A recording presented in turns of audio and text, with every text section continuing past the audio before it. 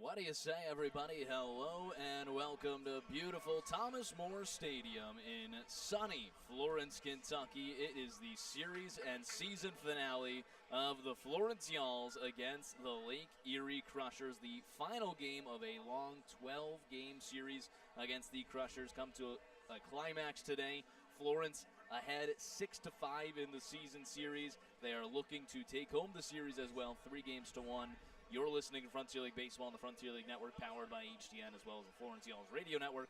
Rory Tettemer alongside Ben Hauer. Ben, it's another beautiful day for baseball. How are you feeling?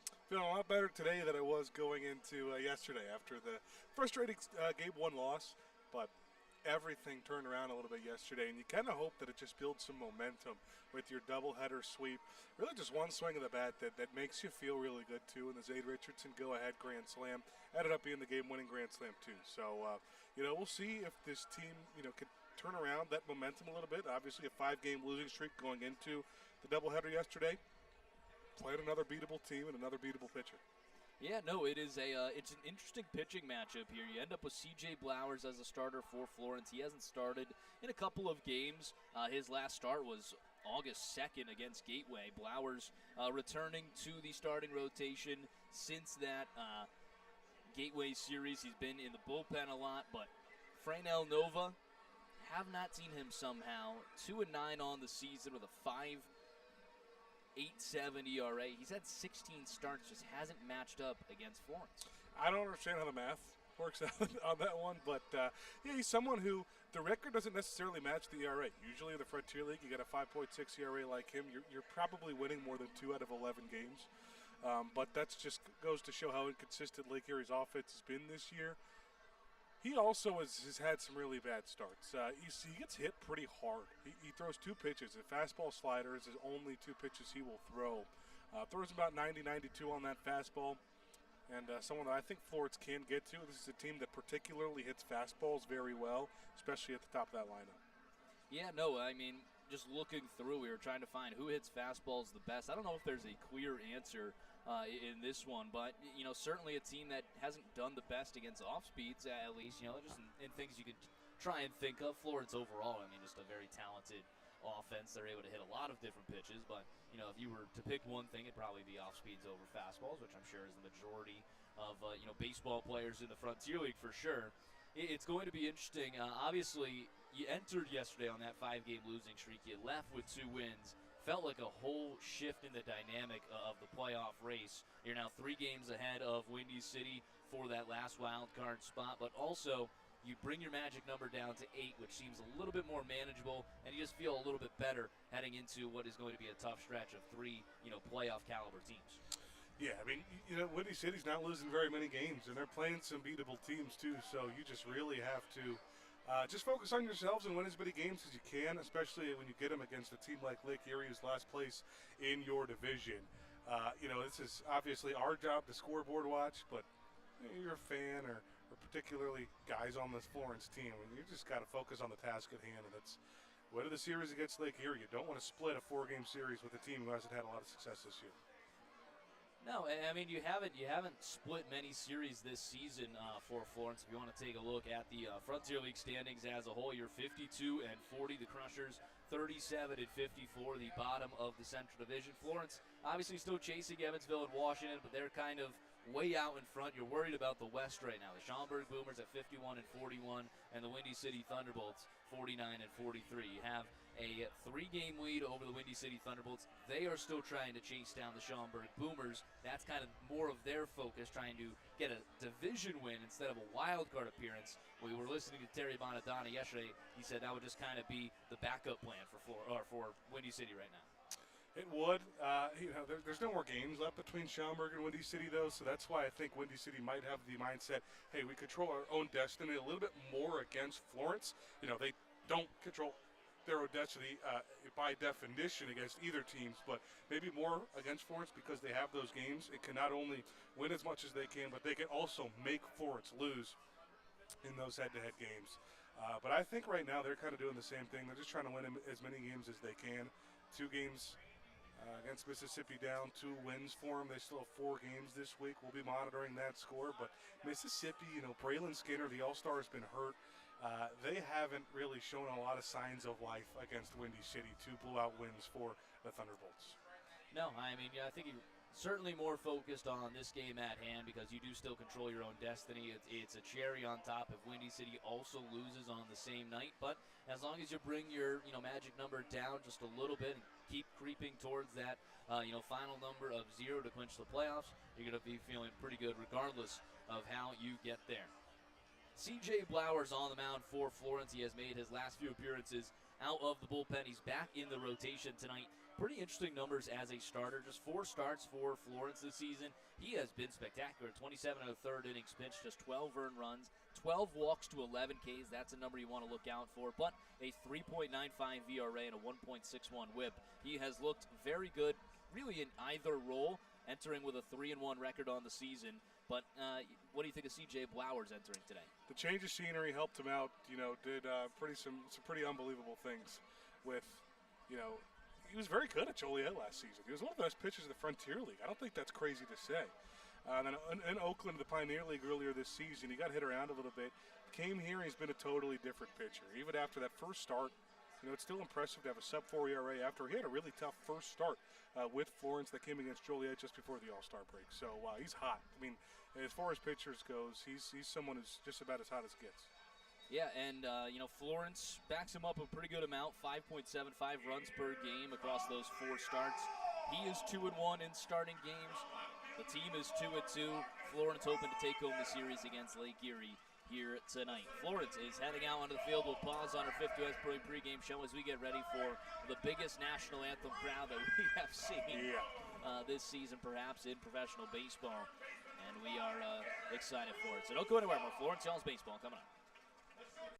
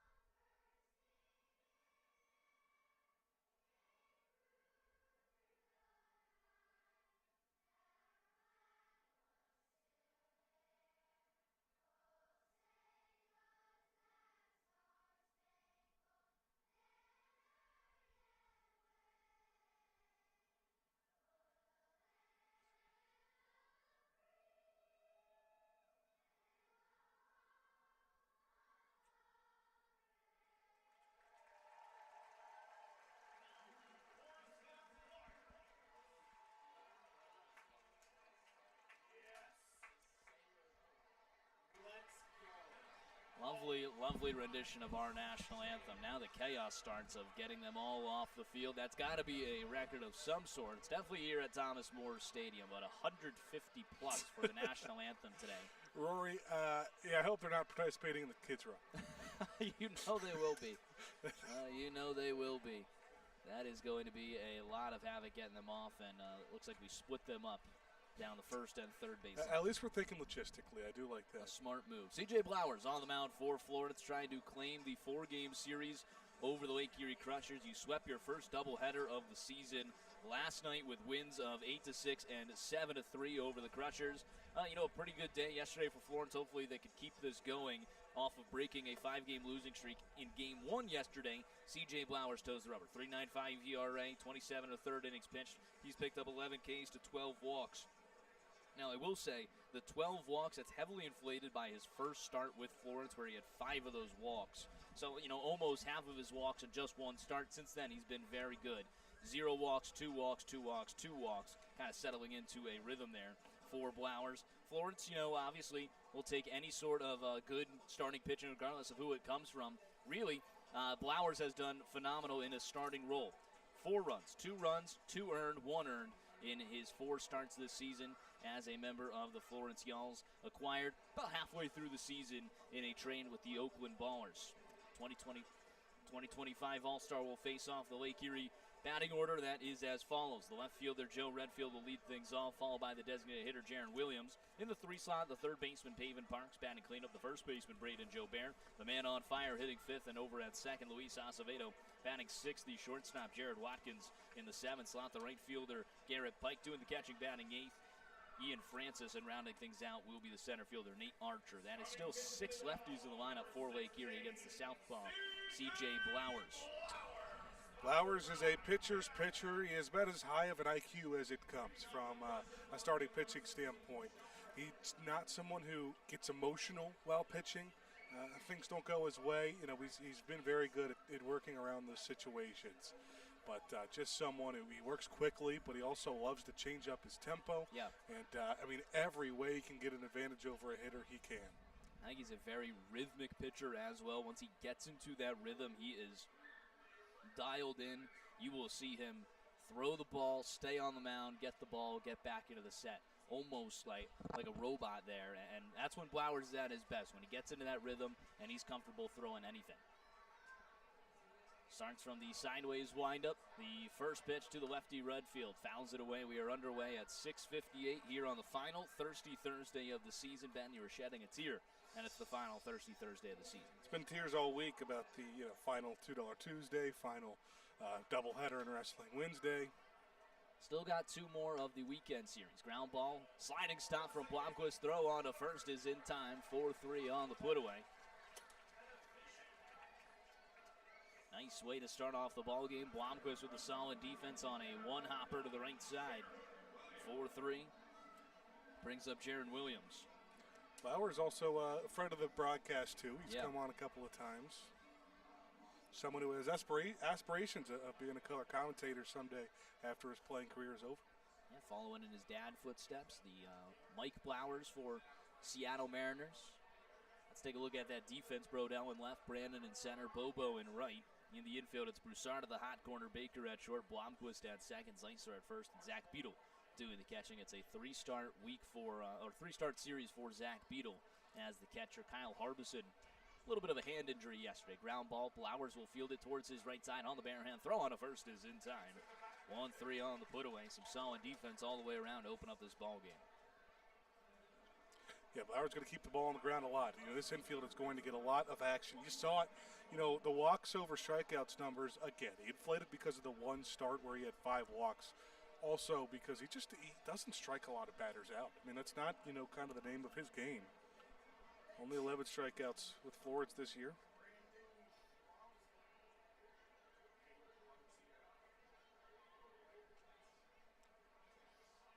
There's that pause in the windup before facing Pavin Parks. Off speed is in there for a strike at 79.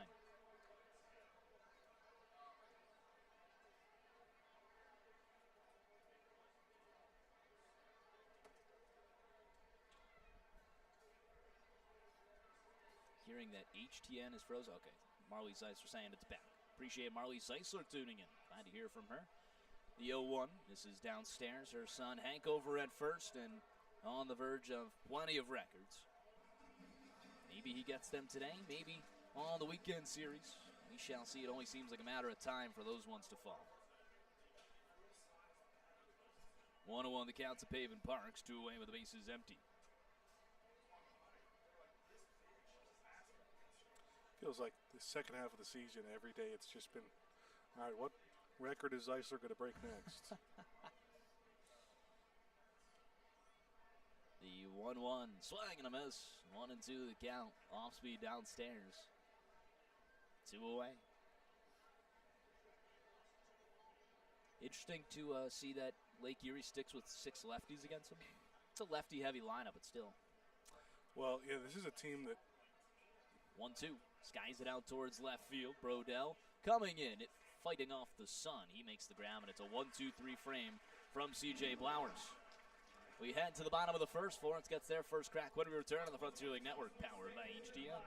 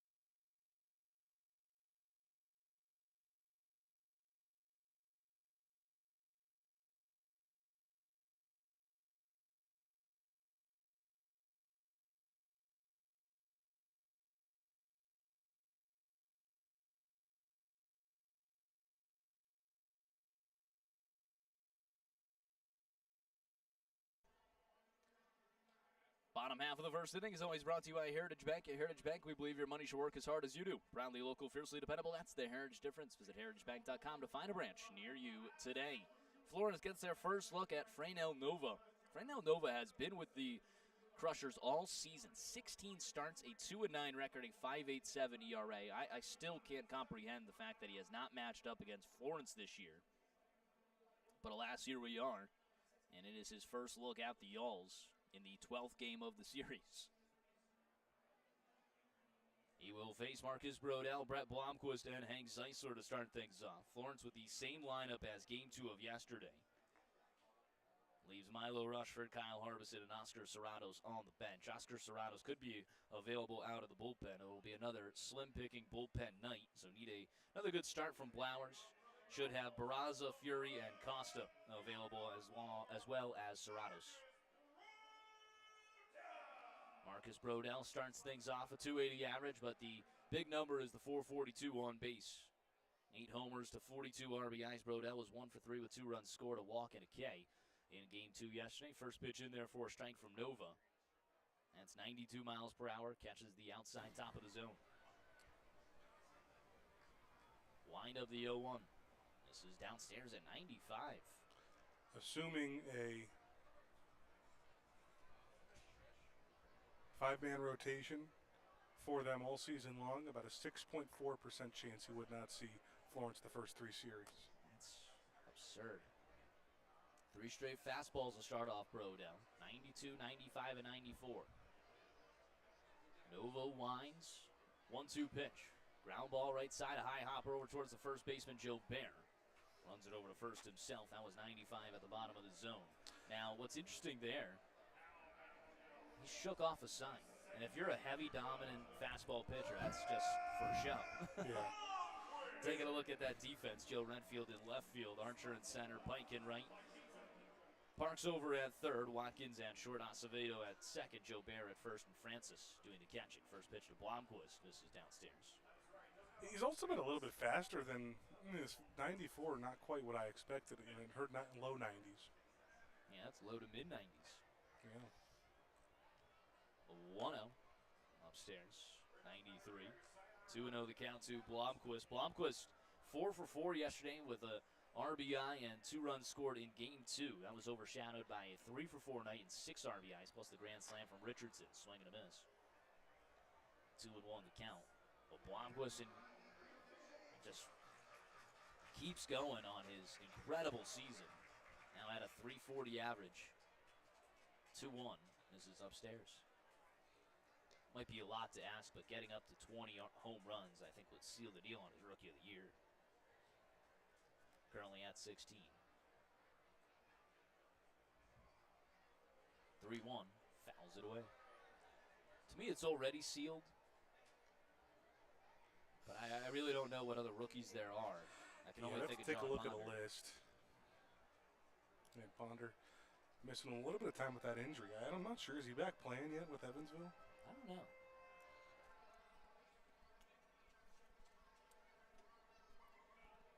Full count. One away with the bases empty. The payoff to Blomquist. Misses downstairs. He works a one-out walk. And the runner is aboard for Hank Zeisler. Zeisler, we mentioned chasing down a bunch of single-season records. He's at 119 hits. The record is 120. He's at 26 doubles. The record's 30. He's at 91 RBIs. The record is 91 RBIs. And he's at 24 homers. The record is 26. Again, all single season. So he should definitely be breaking the RBIs and hits. In the final 2 weeks of the season, you'll be tracking doubles and homers. First pitch to him, in there for a strike. Just to put it into perspective a little bit, halfway through the season, he was having a really good year, but we didn't expect to look at some of these records. That's just how good the start of that second half was for him. Yeah, and the home runs specifically, I only just added that. 0-1, swing and a miss out in front of an off speed. Well, I don't have the exact number of what he was at the All-Star break. 13. But I don't think, because I thought Bobo was still the home run leader at that point. And he was only at 12. So I think it was like 10 or 11. Yeah, maybe. It is, nonetheless, something around that area. Then he had that 8-homer week. Yeah. 0-2 misses upstairs, and he didn't need any help on that week. Did not need any help. Maybe got some, but didn't need any. Yeah, because that 8-home run week that only put him at 18. I think he was only at 10 going into that week, so I actually think he might have been at like 8 or 9 at the All-Star break. 1-2, fouls it away. I think it would take a home run to get Blomquist in here or something deep into the gap. Blomquist scoring all the way from first. But even with a hit, you could tie that hit record. For RBIs, he's chasing down the ghost of Brennan Price in 2022, 91 RBIs. The tall Y'all, as he was known. 1-2, swing and a miss out in front of the off-speed. Zeisler going to run down to first anyway. Zeisler just likes to run. We see that. Freynell Nova, not a guy with a lot of off-speeds, or at least throwing a lot of off-speeds. Does throw a couple there to the captain.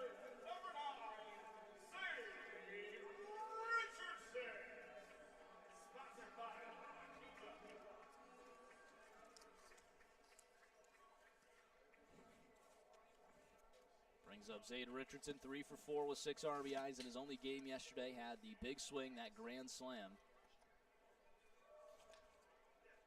That gave Florence the 7-5 lead, and they did not surrender that lead. An 8-6 win in game 2. 0-1 the count. He is also a guy. Blomquist with a rolling lead over at first. Throw down to second.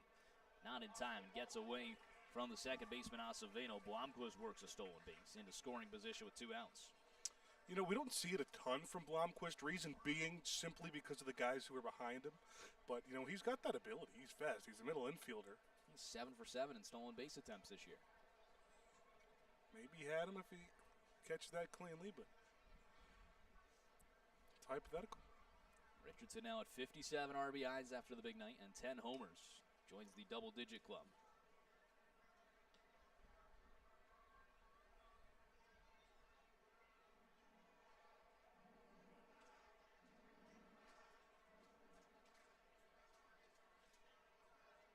Runner in scoring position. 2-1 to Richardson. Fastball catches the bottom of the zone. 2 away in the bottom of the first.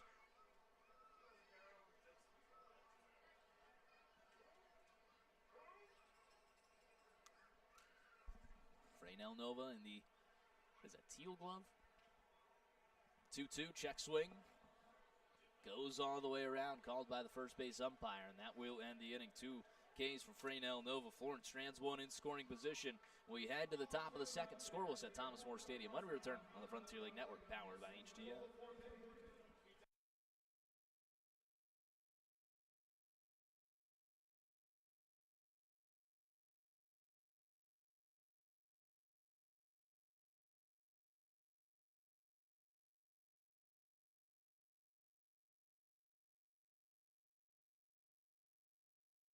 What were you saying, Caesar?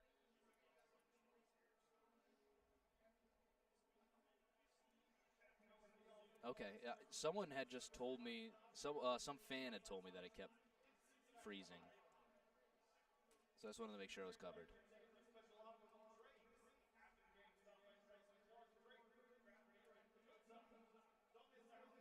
Okay.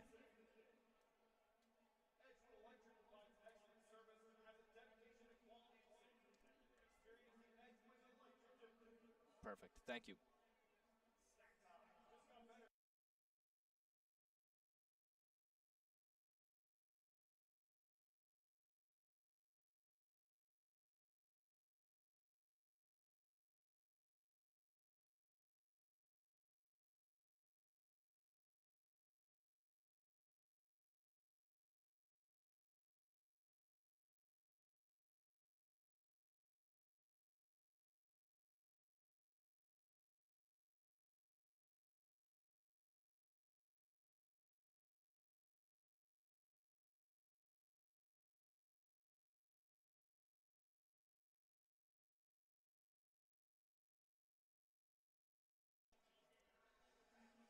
Top half of the second inning, scoreless at Thomas More Stadium, brings us our umpire intro, brought to you by Pella Window and Door. Looking for a clear view of every call? Trust Pella Window and Door to bring you replay-worthy clarity and craftsmanship you can count on. Pella Window and Door, so good, even the ump won't miss a thing.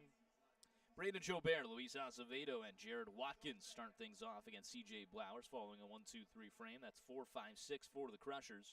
Our umpire crew today, same as Tuesday. Miguel Cruz behind home plate, down the first baseline, Will Noleski, down the third baseline, Akira Gach. First pitch to the lefty, Jobert. He fouls it away. A lot of weak contact against Blowers in the first inning.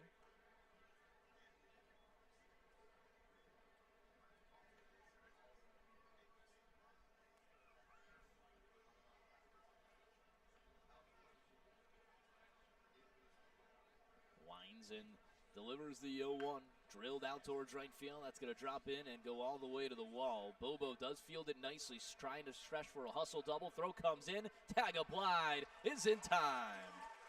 Braden Jobert couldn't have hit it harder. 107 right off the wall. Bobo fielded that very quickly and fired a bullet in a second. That's one where you almost hit it so hard that it kind of does you a disservice, is how hard it bounced off the wall. And Brendan Bobo with a great throw, not to discredit that at all. Yeah. How about, I thought he got around the slide for a second, but nope, really good tag for Baker on that chest. And Jobert with no argument either. No. First pitch to Acevedo is in there for a strike. Acevedo has homered 4 of his last 5 games against Florence. He's picked up 9 homers on the season, hitting .269. He has been red hot. 0-1 drills down the third baseline, but foul. 0-2 the count.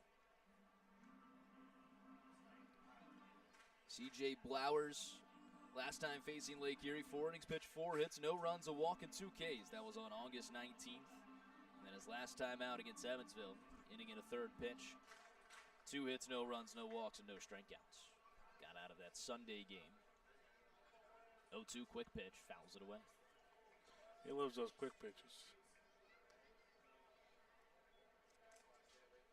Good crowd here for a final Thirsty Thursday. I think definitely more than we were projecting. Yeah. A lot have come out and walked up on a beautiful day. 0-2 fouls it again. 83 miles per hour.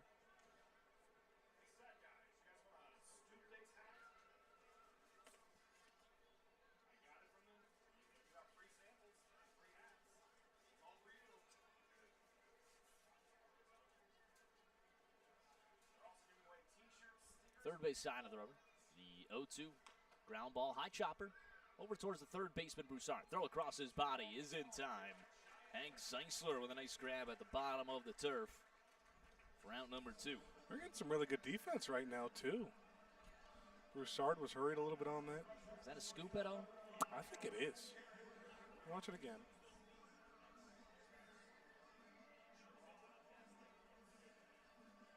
No. No, got it. Got it in the air. Went down to a knee for it. Brings up the lefty Jared Watkins. First pitch in there for a strike.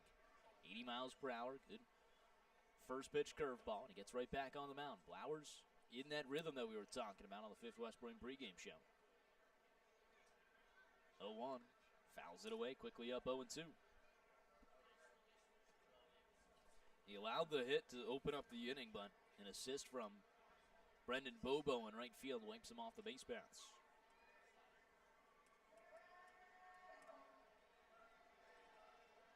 It has just been beautiful weather all week here at Thomas More Stadium, and serves us right. We've experienced a lot of rain so far this season. We deserved this, Yes. I think.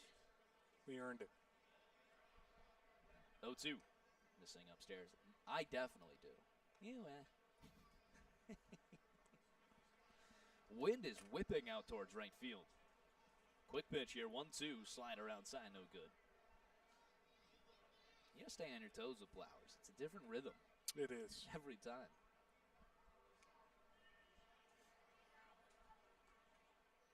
Two and two the count.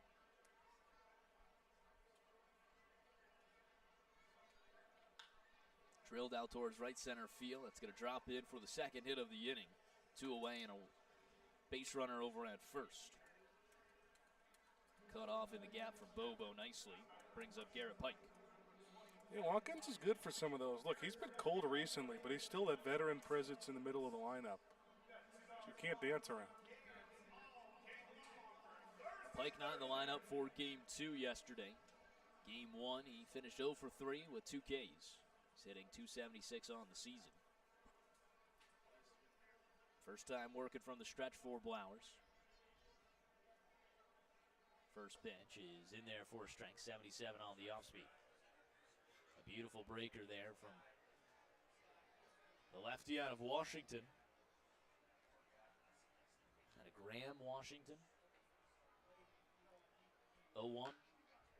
Down the right field line. That's going to drop in into the corner. Watkins on his way to third. Bobo bobbling in the corner. They're going to wave him around home. Throw goes to the cutoff, and Zeisler gets that in nicely.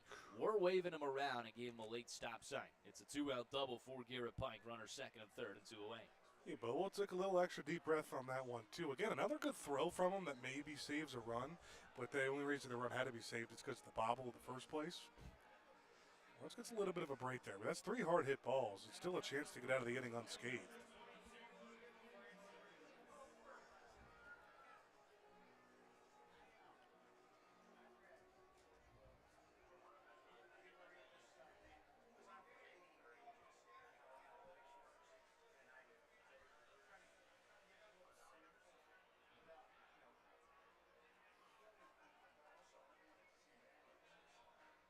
First pitch. Off speed in there for a strike. It's been a lot of first pitch off speeds here from Flowers, but he's dotting them up in the zone. Well, Stoop Days 10 down there, handing out free samples and free hats. You'll have to get yourself one, Ben. 0-1 swing and miss. The hat, that is. What if it's after the game? After the game, you can get the sample. Think a sample will mess me up that bad? No, I just don't want the optics. Have you had a Stoop Days yet? I have not. I haven't tried it. A lot of people do like them. I mean, I'm a big soda guy, so I mean, Yeah. I'm sure I would. I just can't stray away from the Sun Cruisers. Just get on cruise control immediately. Wind up the 0-2, swing and a miss. Blowers picks up his first K and strands 2 runners in scoring position.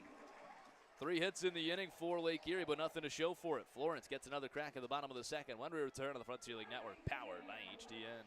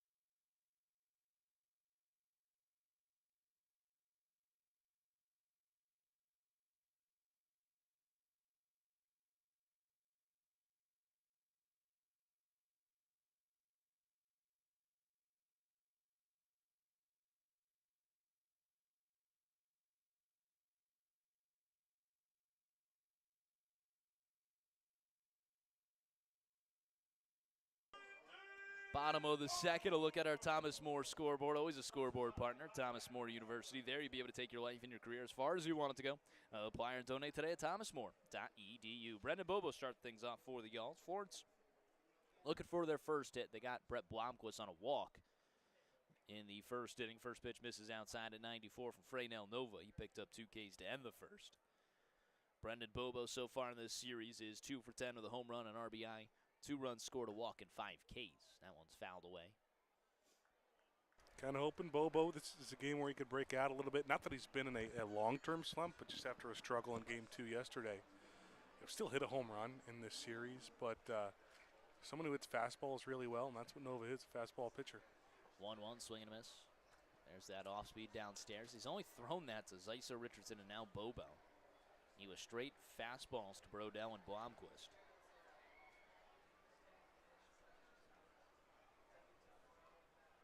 Nova wind up 1-2. That one's drilled out towards left field. Redfield all the way to the warning track, to the wall. So long! An opposite field home run from Brendan Bobo. Florence is on the board, 1-0. There it is, right on cue. Got a fastball on that outside part of the plate. And it could go opposite field. We see a lot of poolside home runs from Bobo, but just showing it there. And 97 off the bat, 340 on the distance. Always brought to you by Sports of All Sorts, our favorite sports facility in northern Kentucky. Feel a little bit like Mike Blowers on that one, calling the home run.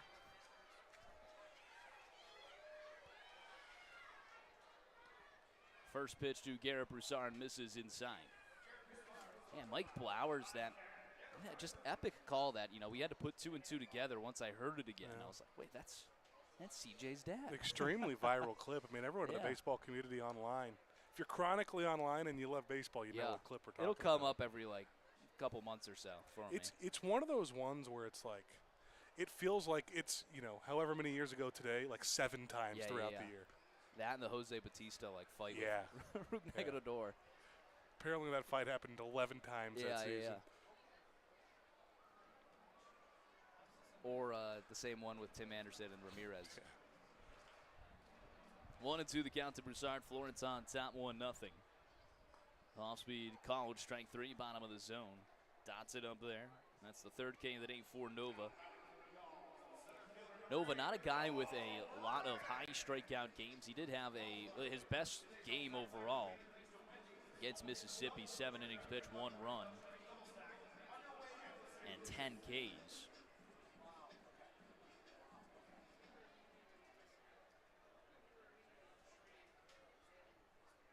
Ground ball right side. That's through for a base hit. Cole Brannon, first pitch swinging, sends one into right field. And Florence once again with a runner on base and 1 away. Good piece of hitting for Brandon. He hasn't had many 0 for games since he's come over, and he's been a consistent part of the starting rotation or starting lineup now. Brings up Dylan Baker. Yeah, Nova 70 Ks. He's pitched in 89 innings entering today. Just 4 home runs. We had mentioned that. He doesn't give up a lot of homers. That's the 5th of the season against Nova. First pitch to Baker, fouls it away. How about Bat Boy Ben from Chicago? I only see him when we're in Chicago. We get him a lot at Joliet. I've seen him at Windy City as well as Schaumburg.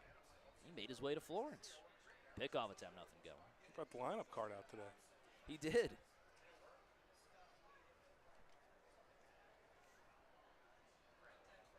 Cole Brannon starting off his career with Florence is 5 for 5 on stolen bases. Big lead over at first, doesn't go, and misses outside. For Bobo, that was his 16th blast of the season. He's a guy that's trying to get above 300 once again. He had the same problem last season to end the season, was right around that 300 mark. Ended up at 298, 299. Brandon takes off, the pitch misses outside. Throw down to second's a good one. Tag applied, is in time. Thought a little bit of a delayed jump from Brandon. It's a caught stealing for Ian Francis. Got a guy who's pretty similar, consistent tempo when he throws. 94 miles an hour. It's going to be tough to steal on all day. Yeah, I think he had a good jump. Maybe just not big enough of a lead. Yeah. Brandon has the wheels to go. I mean, it's also a really good throw for Francis. Yep. But we don't have to give credit there. 2-1. Skies it out to center field. All over it is Archer in the sun. He makes the grab to end the inning. A leadoff homer for Brendan Bobo. Florence takes a 1-0 lead. It's time for Tettemer Trivia when we return to the Frontier League Network, powered by HTN.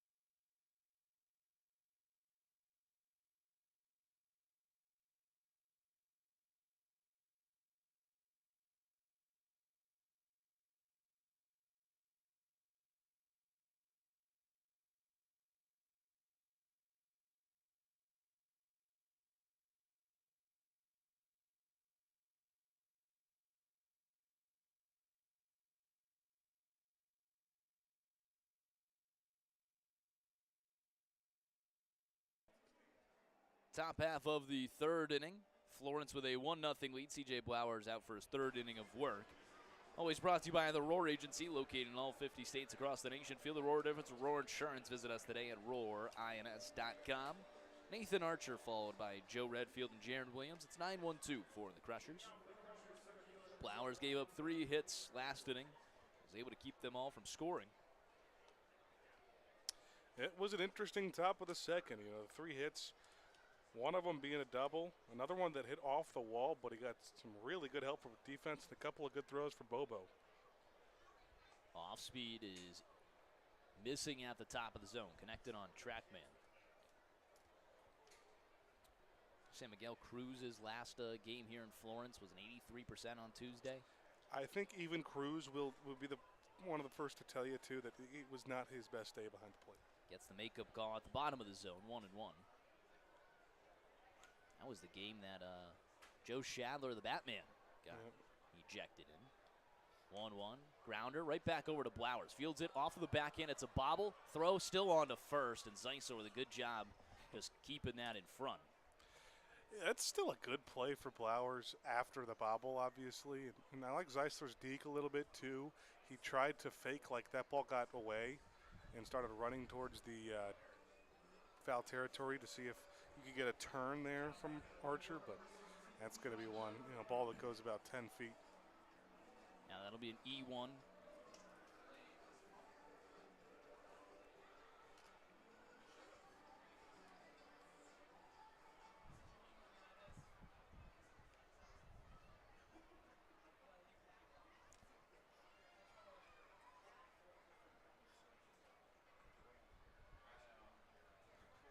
I've never seen that signaled from a dugout that way. Did he just outline E? I think he outlined E and a 1. Yeah, I don't. I think Harrison did it close. That is one where usually if it hits the pitcher, I always say like, hey, no, that's a base hit. Yeah.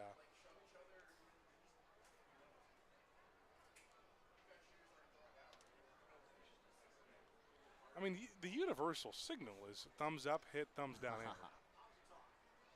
Same thing with defense. Thumbs up, wild pitch, thumbs down, pass ball.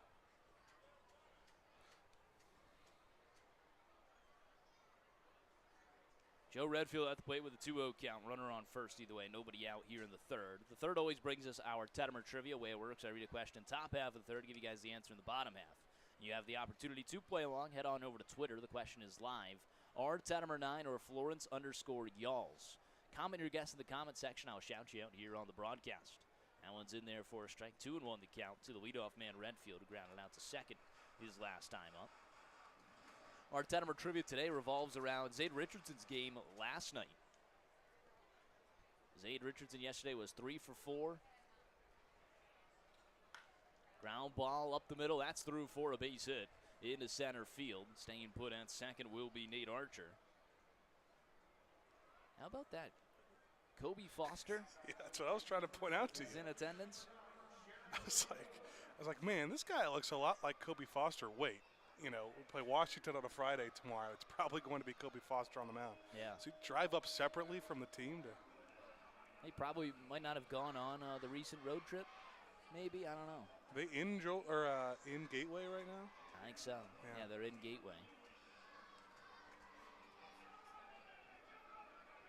They got great seats. You know what? I'll tell you what. If the front office gave them those tickets for free, I'm going to be upset. Yeah. The meeting on the mound between two former teammates, Westcott and Blowers. Let's get to our Tettemer trivia. After Zade Richardson's game last night, who is the only player in Major League Baseball history to have 6 RBIs, hit a grand slam, steal a base, and out-hit the entire opposing team in one game?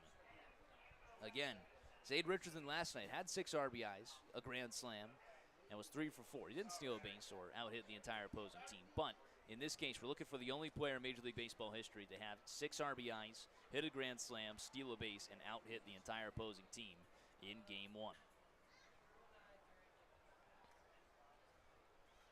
My hint, they are active in the AL West. That one misses outside. Active in the AL West. Looking for someone in a single game. 6 RBIs, grand slam, stealing a base, out-hit the entire opposing team. Runners first and second and nobody out. The 1-0 from Blowers off speed is in there for a strike, 1-1. Kind of feels like you're openly just picking up one of the best players in the AL West. Obviously, I'd say you should pick someone who steals a lot of bases, but, stealing 1 base isn't anything crazy. 1-1. Misses downstairs. Tell you what, we got to relay this. If Foster's sitting about 6 rows up behind the plate, relay this to the Purdy's up front so they can go kind of both ways and heckling, the guys on the field, and also give it to Foster behind you. Pretty much confirms for me that he'll be throwing tomorrow. Yeah. He'll be at Thomas More Stadium pitching on a Friday. 2-1. Missing downstairs. What do you think of that move? You're not obviously not on that road trip, so it makes a lot of sense for him. Come early and scout the team out the night before. What I enjoy seeing is it definitely looks like he's got some sort of drink in his hand. He's enjoying it. He's not wearing any Washington gear. Ground ball left side. That's through for a base hit. Marcus Brodell fields that in shallow left field. Bases are loaded with nobody out here against C.J. Blowers. That's his 5th hit allowed. It's the tough part of the lineup, too, coming up for Lake Erie, so.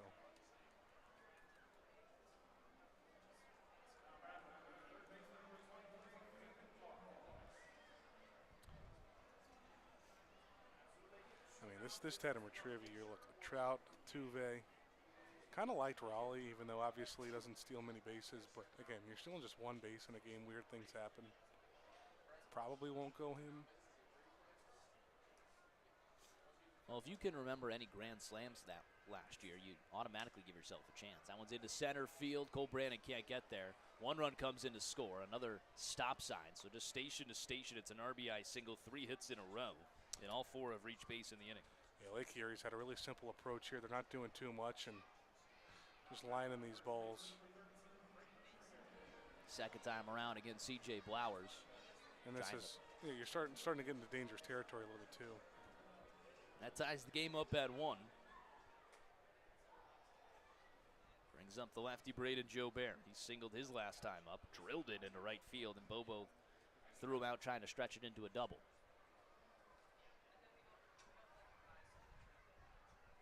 First pitch is in there for a strike.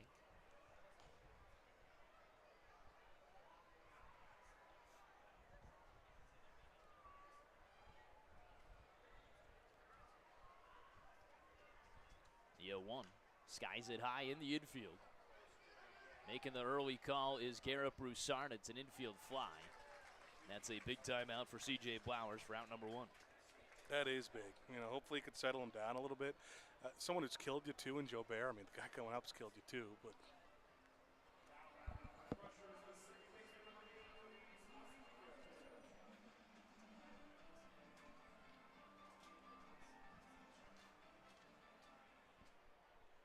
Brings up Luis Acevedo. He grounded out to third his last time up. Was a high hopper. First pitch all over the zone, not called. It's looking like another 83% tonight. Generous.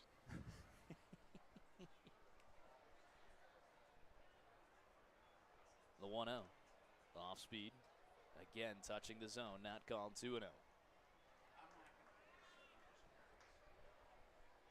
Where did you see these, stat sheets? The analytics interns have them. The analytics had it, yeah.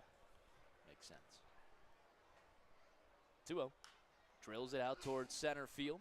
Brandon barely has to move. Should be deep enough for a sac fly. He does come in on it, tagging from third. Throw coming to the plate. Brandon fires a bullet, but it's just a little late. A sacrifice fly from Acevedo. And now 2 away with runners on first and second. We've seen this move from Brandon where he understands it's a sac fly out in center. What he'll do is he'll back up on the ball. So it's a running start forward to throw it home. And it's a good throw. I mean, just a little bit late.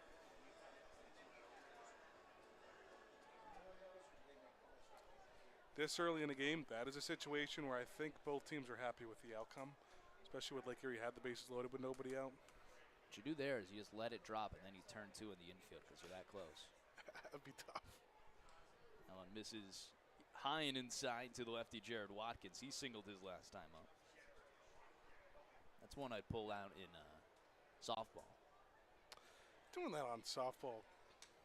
Oh, yeah, some people would be upset. Yeah. Some people would be upset. I'd be happy. 1-0. Other teams being upset with you in softball is not new to you, though. No, it's not. No, it's not. Think I'm targeting the pitcher.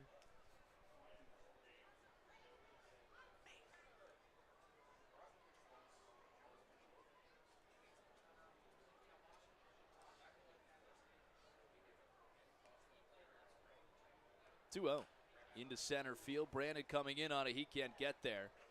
Waving around. Jaron Williams' throw is way offline. It goes to the backstop. That'll be an E8 from Cole Brandon to move those runners to second and third. It's the second error of the inning. I guess that run would be unearned now because Blowers did start the inning with an error. So even the sac fly would be unearned? Because that out should have been the third out. Yeah. So he's only getting one earned run. Yeah. Actually, the one that scored should have been out too. So there's a world where this is on. There's 0 earned runs. Yeah. Either way, it's a 3-1 Crushers lead. It's. I don't care how many are earned or unearned. It is 3 for the Crushers. They are still threatening second and third, and 2 away. Now for Garrett Pike. Runner breaking for the plate, trying to steal home, and he's way safe. C.J. Blowers a little upset. That's a balk, too. So he would have scored regardless. Well, I don't think he would have balked if he didn't steal home. But you're saying if the throw beat him there. Yeah, I see it.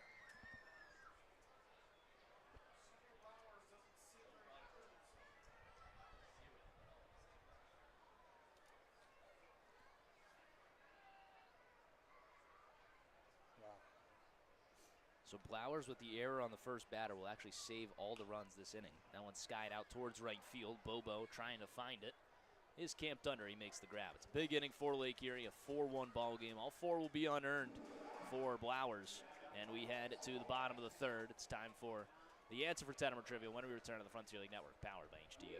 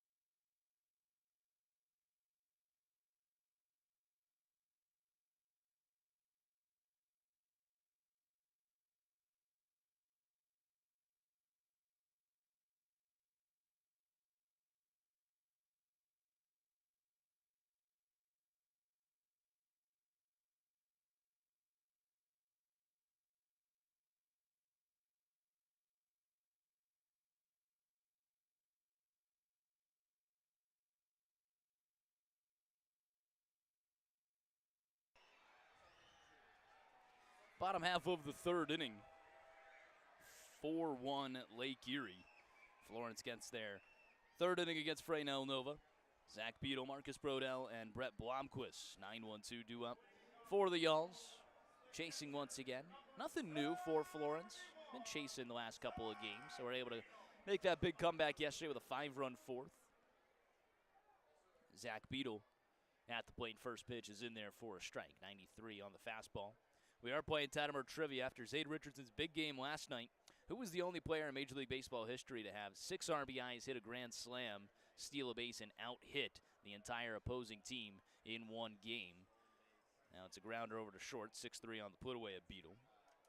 And I did give away a little bit of a hint saying if you can think of a grand slam last year, that's just a little hint that is also in 2025 that it happened. The hint was active in the AL West. So looking for someone 2025 from the AL West. I feel like there was a big Jeremy Pena grand slam at some point, and obviously someone who could steal a base, who can record base hits. Cal Raleigh still sounds good. I don't know why, but I guess it's one out. I have to get my answer in. No, one out. You do have to get your answer. Go Pena. Jeremy Pena.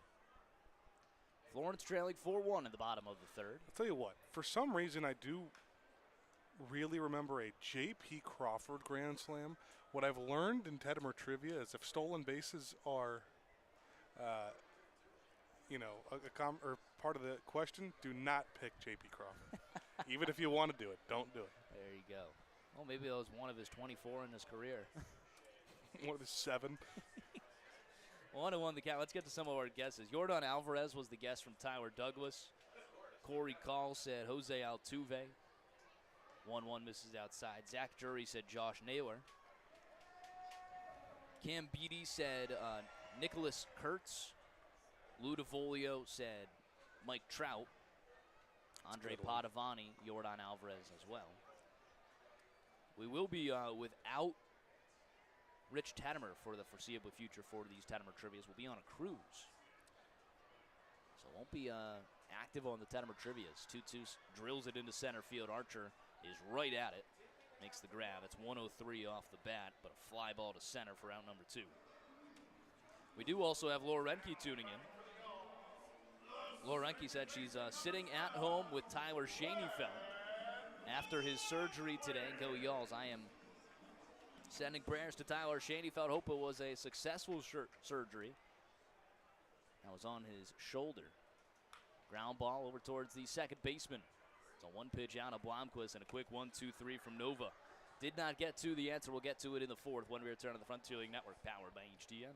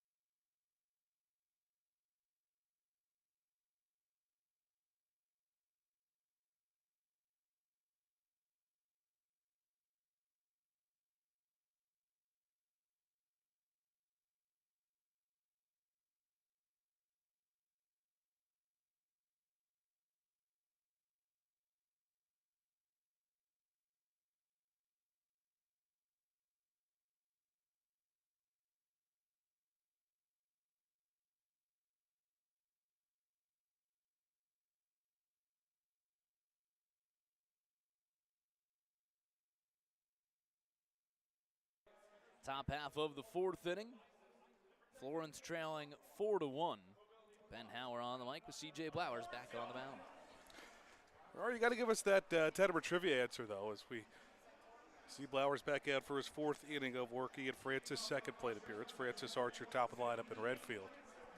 Yeah, we were talking about the only player in Major League Baseball history with 6 RBIs, a grand slam, stealing a base, and out-hitting the entire opposing team in one game. They're active in the AL West, and it happened last year. A late guess from Florence Y'all's Analytics. They said Mike Trout. Seems like Trout, Pena, Yordan Alvarez, Josh Naylor, Jose Altuve. First pitch slider, foul ball. A little early on at Francis. Are our guesses for today's Tettemer Trivia. Can say no correct answers in the chat. Happened in 2025 in his incredible season. Finishing second in MVP. Ben, you'll be kicking yourself because it was Cal Raleigh as today's answer for Tettemer Trivia.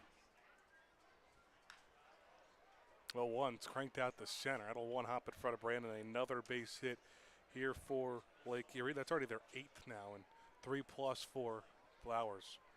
You know what? I'm just so used to it at this point.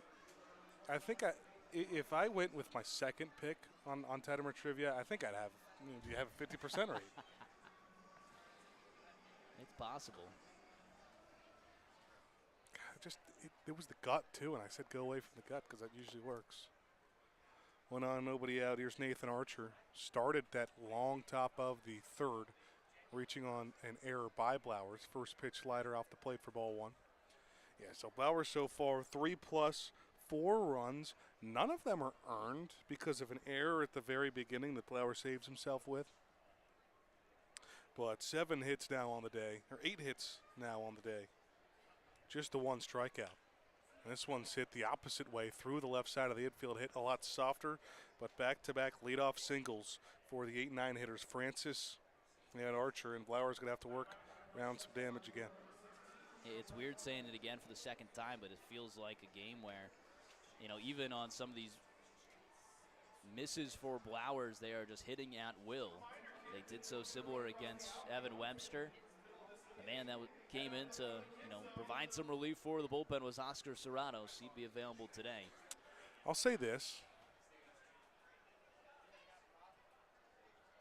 The couple times we've seen recently these type of outings where they're just getting hit early, Webster and Blowers, both of them did have one thing in common: no walks. That's at least for Blowers yet. This one's punched high, deep to right. It's Brandon going over and Bobo right in front of the track. He's got it. Both runners would attack. It's just a deke from first, and Francis will get to third now on the corners with 1 away. But Webster went that whole 11-run start without any walks. Blowers has yet to walk a batter, giving up 8 hits. They're 9 now with that one from Archer. I mean, there's 2 things to that. Obviously, it's only technically 10 outs that you've had to do it, and you've given up 9 hits, so not a lot of room for the walk. Yep.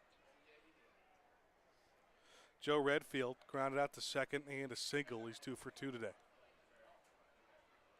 He was clean through the first 2 innings. Now he got some help from the defense as a first pitch change-up lands middle of the zone. Good throw for Bobo to get a runner trying to stretch it to second. Also one of those runs is someone who stole home, so.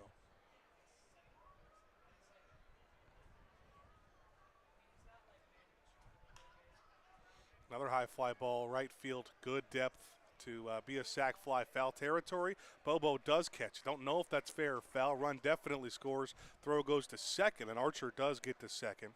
One more across here for Lake Erie. Second out of the inning. It's now 5-1 Crushers. That'll be an interesting one to take a look at the review. If you let that one go foul, it's just a strike, and you save yourself a run possibly.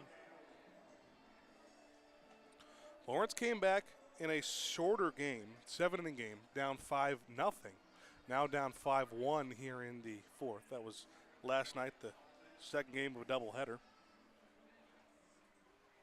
But yeah, that's one of those ones that even if maybe that was going to be foul, that is way too close to call if you're a right fielder. You can't risk letting that drop in fair territory. First pitch off speed low here to Jerron Williams. Also 1 for 2 with the single and a ground out to first.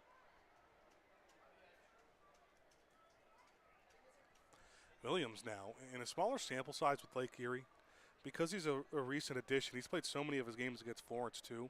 It's in 405 on the season. And it's not like a terribly low sample size. I think it's 17 for 42 I saw. Just an absurd start. And the contact department is out in front of that breaking ball. He wins the count up at 1-1. Sergeant Bilko did guess Kurtz as well for that Tettemer trivia, and then also was talking about the 4-home run game from Kurtz. Plus, he also mentioned on September 13th, Kurtz with a 493-foot grand slam off of Scott Barlow of Cincinnati. 493 Yeah. foot. I don't remember that, honestly. And that's to a point where the Reds would have been in a playoff chase. Yeah. I would have been watching every game I could. It's the outside corner. You know now what, up 1-2. I want to say I do remember that. I might have been on the road for it. No, September 13th I would not have been. I feel like a 3-2-1 Tuesday happened around there, though, against the Athletics. I think that game would have been on the road. I don't know. Swing and a miss. Flowers gets a strikeout. That is just his second of the game, but it does strand a runner on base. One more across for Lake Erie. Florence bats have some work to do. Down 5-1 on the Frontier League Network, powered by HDN.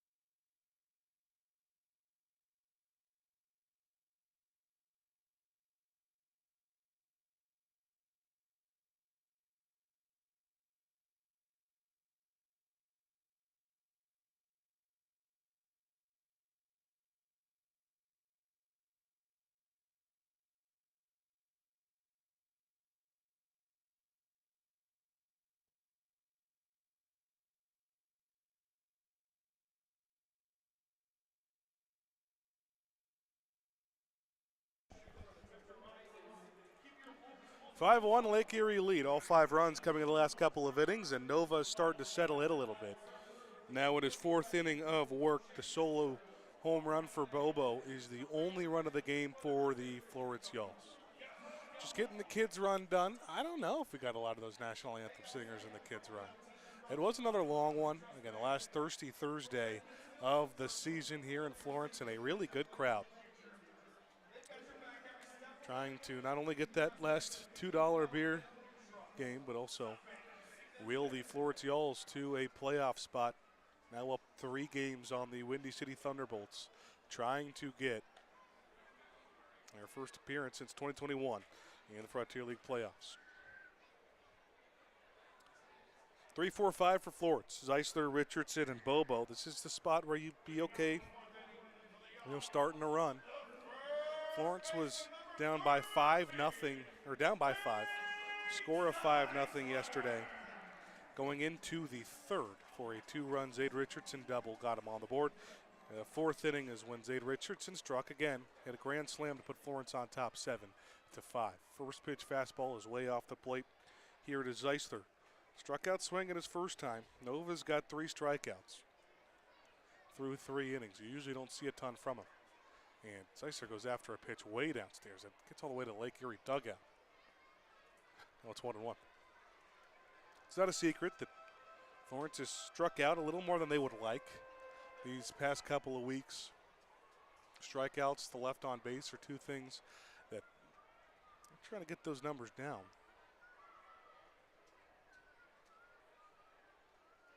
Nova certainly helped by a really quick 3rd inning where he went 1-2-3 with a couple of groundouts and a fly out. Zeisler fouls one back down to the count 1-2.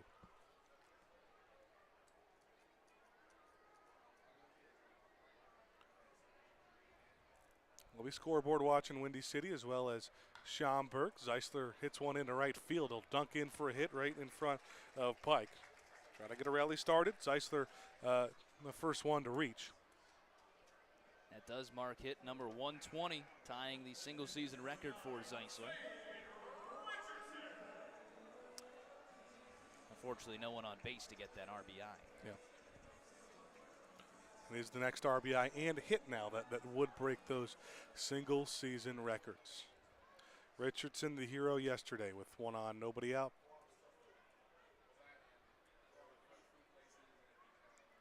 First pitch fastball way low at 92. Lake Erie's strategy has been a little bit to pitch him in. Richardson said it himself that's what he thinks Lake Erie is trying to do. Low and in on the righty. Fastball just misses, 92. Couple ticks down on the velocity for Nova, who had been throwing it a little bit harder than we expected. But has certainly been fastball heavy. It's one of his only 2 pitches anyway. Richardson pops it up down to right field. Pike plenty of time to camp under it. Going towards the track, he makes the grab for out one, number 1.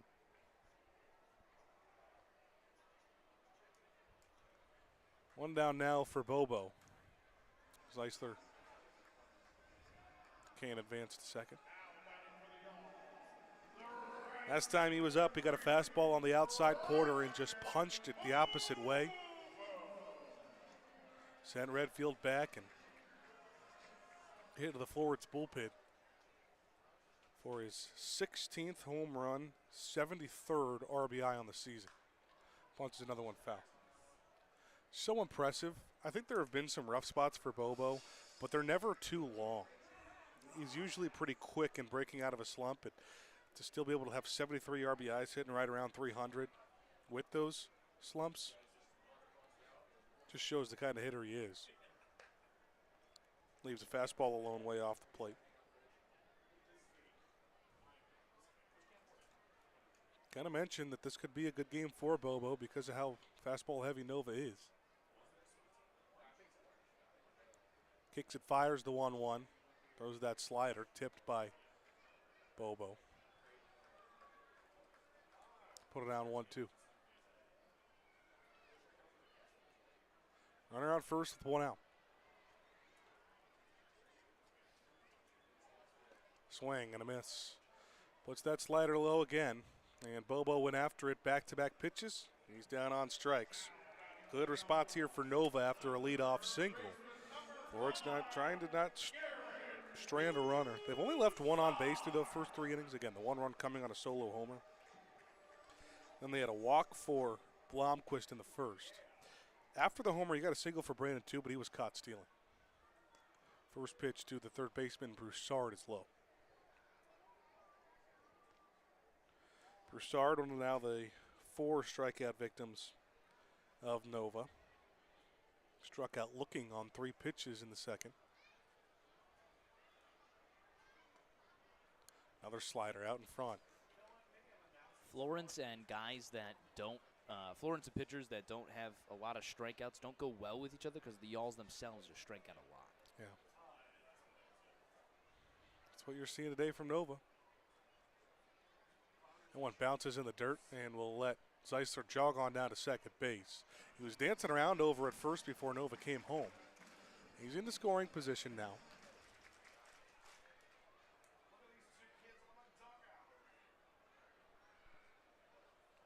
There's also a ball that puts Broussard ahead 2-1 of the count.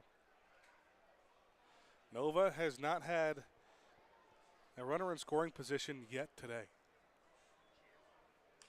This fastball is punched out to shallow right. Pike's coming up, and he'll get it for out number 3. Leadoff single. Florence can't bring him home, and Fraynell Nova's looked great through 4. 5-1 Crushers going to the 5th on the Frontier League Network, powered by HTN.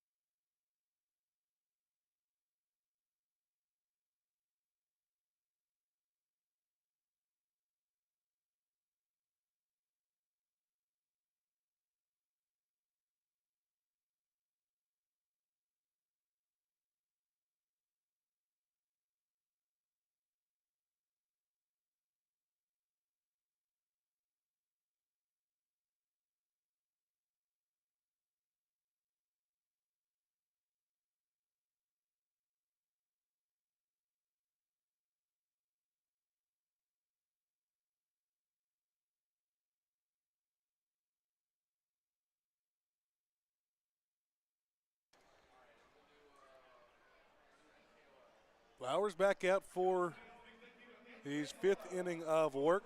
Only 1 earned run, 4 unearned back in the second. Lake Erie has taken a 5-1 lead over the Yalls here in the top of the 5th.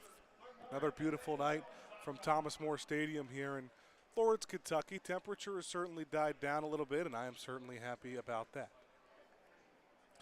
Heart of the order once again for Lake Erie, now the 3rd time through. Parks, Jobert, and Acevedo, at least a run in each of the last 2 innings for this Lake Erie offense that has done some damage in different games during Florence. It's been a little bit of everything. A mixed bag in the 12 games now that Florence and Lake Erie has played. You've seen both teams, with a blowout. You've seen some really close games. And Lake Erie, if they win this game with score holding, this will be a 6-6 split on the 12 games on the season series. First pitch of the 5th is popped up. Shallow. Actually, that's on the infield. Infield grass, and the third baseman Broussard coming up, and he does make the play. 1 pitch, 1 out of the 5th. You're like me in Bossy Field. You can't see up. You have no idea where the ball actually is. That one was just a mistake on my eyesight. Tough sky. Not really, honestly. I was trying to help I was you out. it's half a second behind. I take accountability. On out. Braden Jobert. First pitch gets all the way to the backstop on a fastball. Jobert standing in again with just so much success against Florence. Single today. Actually, this is Acevedo. I'm a spot behind in my book. So that was Jobert who popped up to 3rd.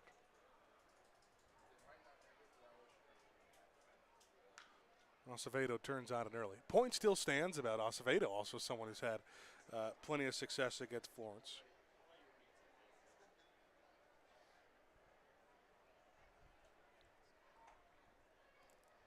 Home run in 2 of the 3 games of the series so far.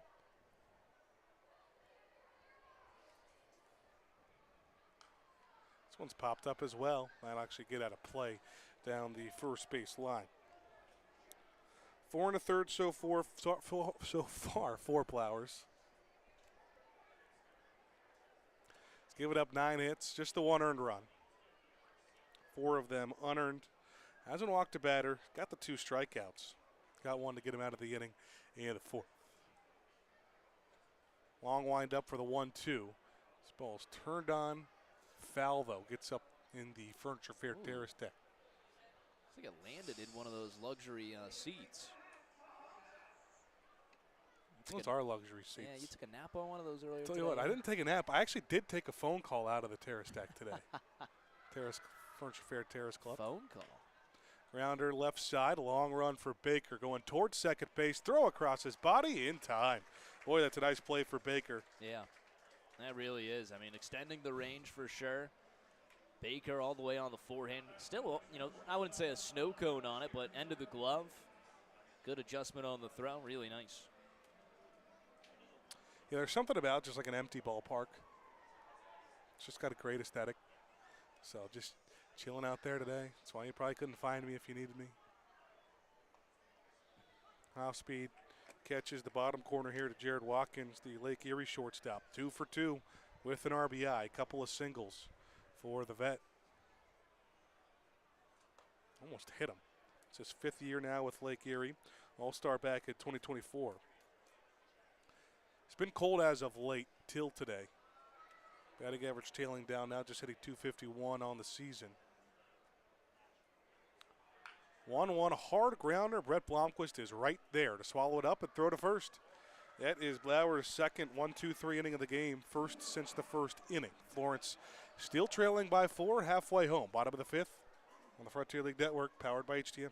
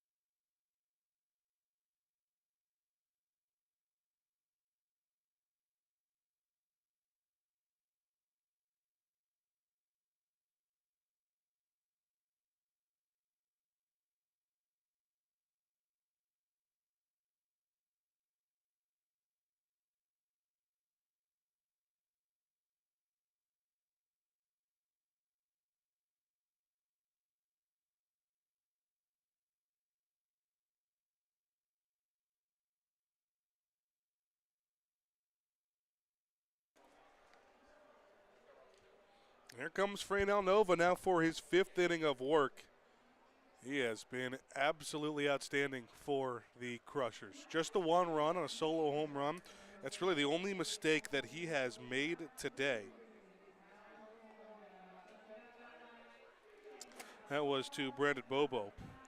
And through 4 innings of just 1-run baseball now, we'll also get the bottom third of this Florence lineup on another outstanding night for baseball from Thomas More Stadium. Go Brannon, Baker, and Beadle for the Yalls.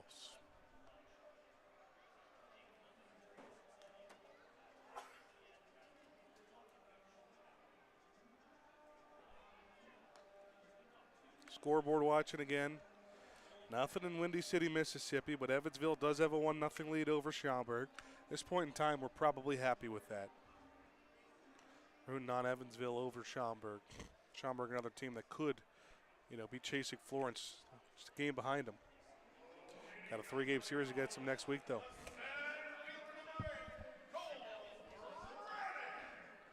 Florence chasing by 4. They need base runners to even get that. They have not had many base runners today. 3 base hits and a walk. 2 singles and that home run. First pitch of the bottom of the 5th is a fastball off the plate here to Brannon. He had one of those 3 base hits, but then got thrown out trying to steal second base. Tried to do it on a 94-mile-an-hour fastball. That was just a really good pitch to throw somebody out on for Francis behind the plate. Fastball misses up.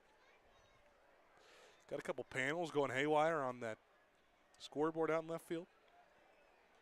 Brandon started off with a 3-0 count as the slider misses low. Nova does have the 1 walk. It was to Brett Blomquist back in the 1st. 4-pitch walk. Off-speed misses outside. And for the 2nd straight inning, Florence has the leadoff runner on base.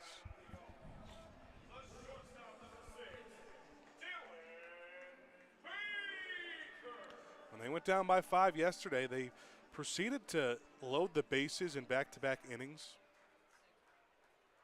We'll see if they can just get those base runners and keep applying pressure to Nova. Brandon takes off for second. Great jump. Nobody even covering. And there he gets his stolen base. Moves into scoring position. Also eliminates the double play ball. Baker did bounce into a double play yesterday. That pitch was a ball. So 5 pitches, 5 balls in the inning here for Nova. Kicks it, fires the 1-0. That bounces to the plate. Make it 6. 2-0 count for the Florence shortstop. He's got 11 cranks, 64 RBIs on the season. And made a really nice play on the defensive side of things in the top half of the inning.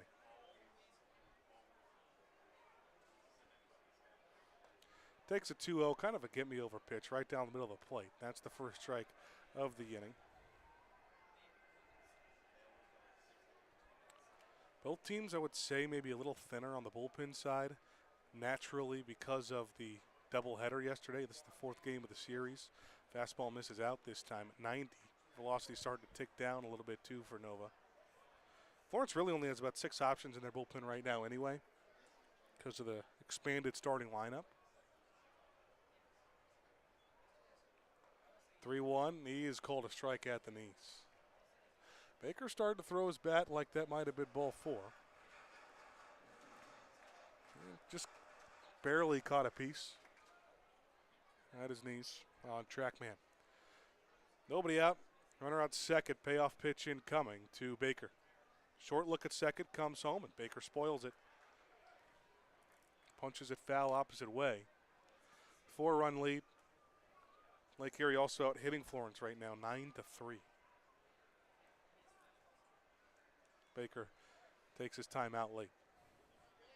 You know what's interesting is when we're talking about scoreboard watching, what about clinch watching and not watching Washington clinch on our field? They are 1 game away.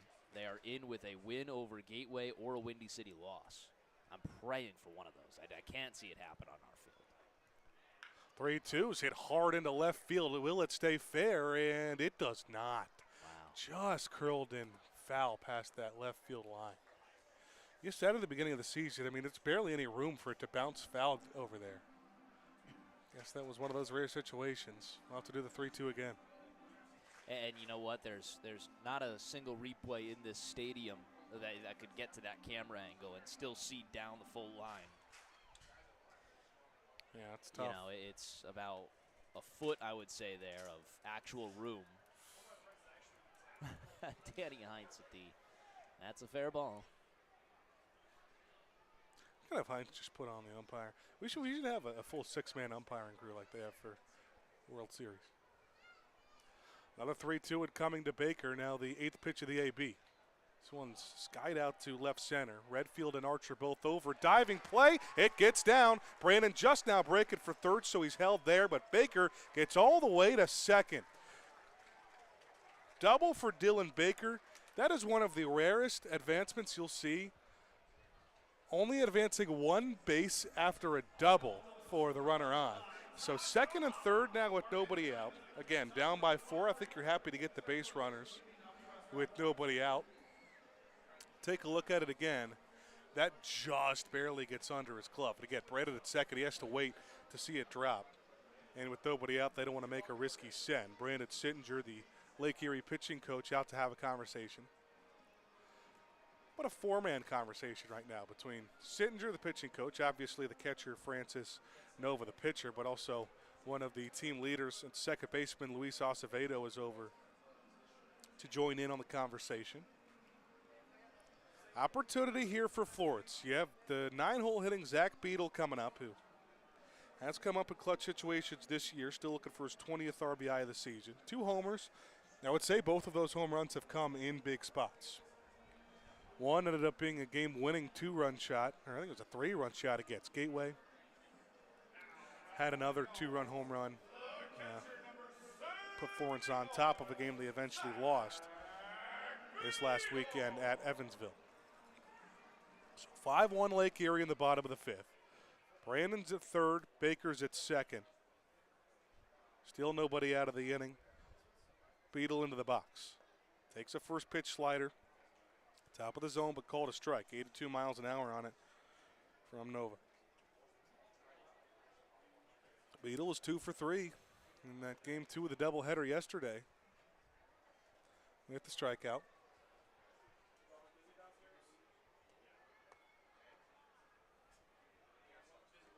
Goes after that slider that gets away. Cole Brandon thought about breaking. Nova covers, and a good stop there by Francis. That's one that Beadle's going to be a little bit frustrated with because he swung and it got away. It's now an 0-2 count.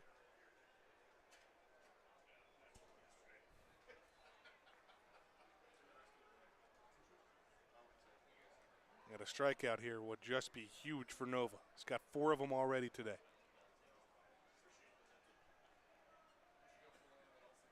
The 0-2.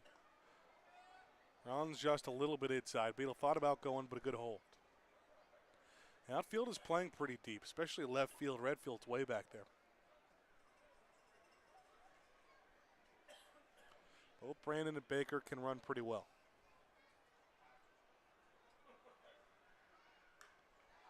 One's lifted to center, should do the trick. Archer still going back. Now he's at the track. He's still going, and he does not, or he does make the grab, but both will tag. So Baker gets to third after that tag. Obviously, Brandon comes around to score. Sack fly, job done by Beadle. That ball just kept carrying. But Nova does get his first out of the inning. And again, we keep saying it in these tough spots. Look at that replay. Archer actually made a really good play. Didn't necessarily rob a home run by any means, but it did have to jump. Kobe Foster can't get a T-shirt.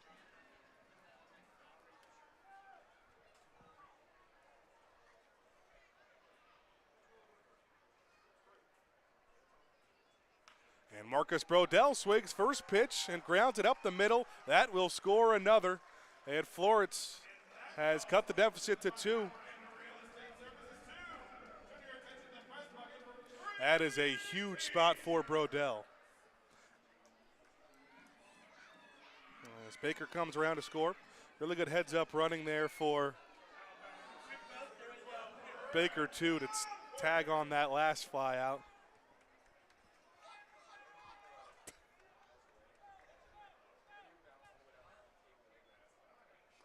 Now it's Brett Blomquist, who's first batter to reach for Florence, reached on a walk. 5-3, the Lake Erie lead. Brodell with the lead over there at first. Now Blomquist just barely gets a piece of that fastball, fouls it back towards the Florence dugout, 0-2. All three of these runs given up now are earned by Nova.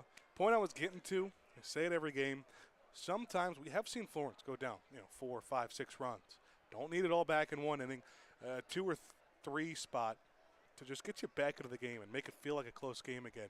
Those are huge, and Florence is within 2 again. Blomquist punches foul opposite way. Still down 0-2. The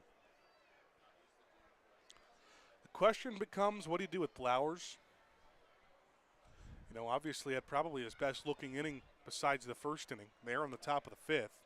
The second, third, and fourth were the struggles for him, even though he didn't give up a run in the second. They've recorded 9 hits on him. But it looks like no action of the bullpen. They're going to go back to him. Probably have Chris Barraza available with a throw over to first. They threw just 1 inning yesterday. Ryan Fury, we have been hearing, going to be available out of the bullpen. It's been available last couple of games out of the pen. Transitioning from his starter role. Blomquist goes after a slider, low swing and a miss. He's down on strikes.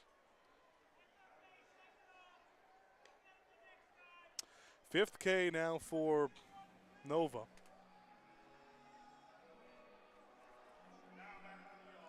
That one just way downstairs.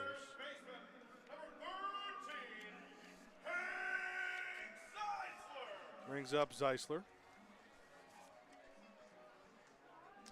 In the 89 innings for Nova, just the 70 strikeouts. He's got about 1 per inning now.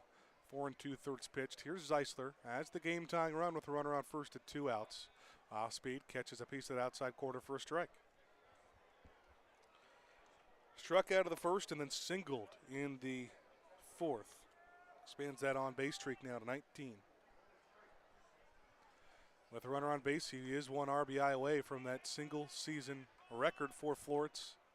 If it is a hit, which in this situation with a runner on first, it pretty much would have to be, would also break that one.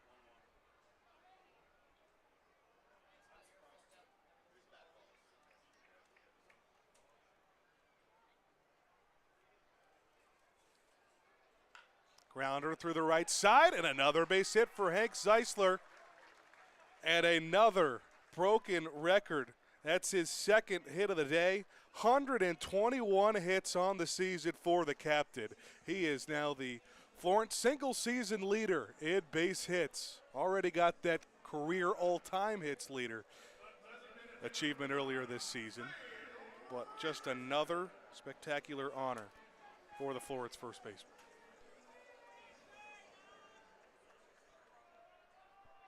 121 in hits is really impressive. Still, a week and a half left to go in the season. Now Zeisler is at first, and the hero of yesterday is up with 2 outs, 2 on. First pitch outside of the dirt. It's kind of what I talked about. We're talking about maybe Zeisler getting pitched around a little bit. When Richardson's doing what he's doing, you can't really do that. And now Zeisler's made it pay with a couple of singles. Richardson came up yesterday in the 4th inning as the go-ahead run and put it over the left field fence. 1-0 count here. This one's drilled out to left field past the line, and that is a foul ball. Another one. You were saying it, Rory. Odds just say, I don't know if that's possible on 2 hits in this inning.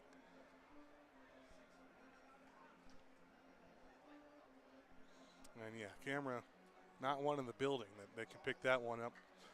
Our side cam is down the 3rd base line, so they cannot see that corner. Counts now 1-1 here for Richardson. Brodell at second, Zeisler at first. 2 across in the inning. 2 outs. Bottom of the 5th.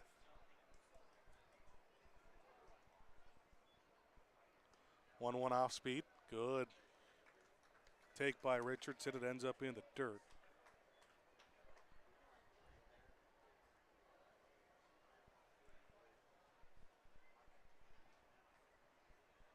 Some stretching in the Lake Erie bullpen right now.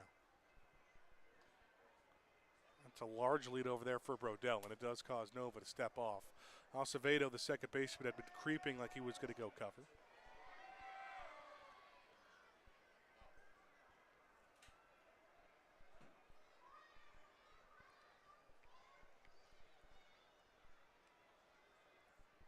Now comes home with the 2-1. Check swing. Did he go? And he did, says Will Naleski. 2-2. That's a tough one. Deuces are wild here, though, at a huge spot at a 2-run deficit for Florence in the bottom of the 5th. Freynell Nova trying to get out of the inning. No look at the runners, comes home. It's in the dirt, the count is full.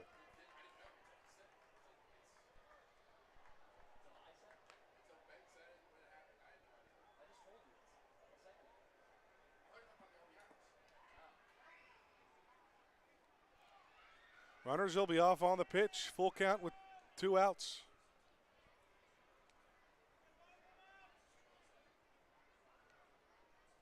Payoff.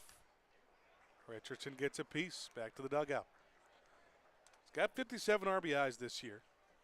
You know, with those numbers, you'd expect him to be someone who's vying to get a start in almost every single game. And he started a lot, but with, you know, being strictly a DH almost at this point. He's got 1 start in the field as a catcher. Sometimes you just don't get all of those starts. Payoff again. Another foul ball by Richardson. This is turning into pretty good at bat. Now the 9th pitch of the AB coming up. Obviously last 2 pitches, Brodell and Zeisler were off.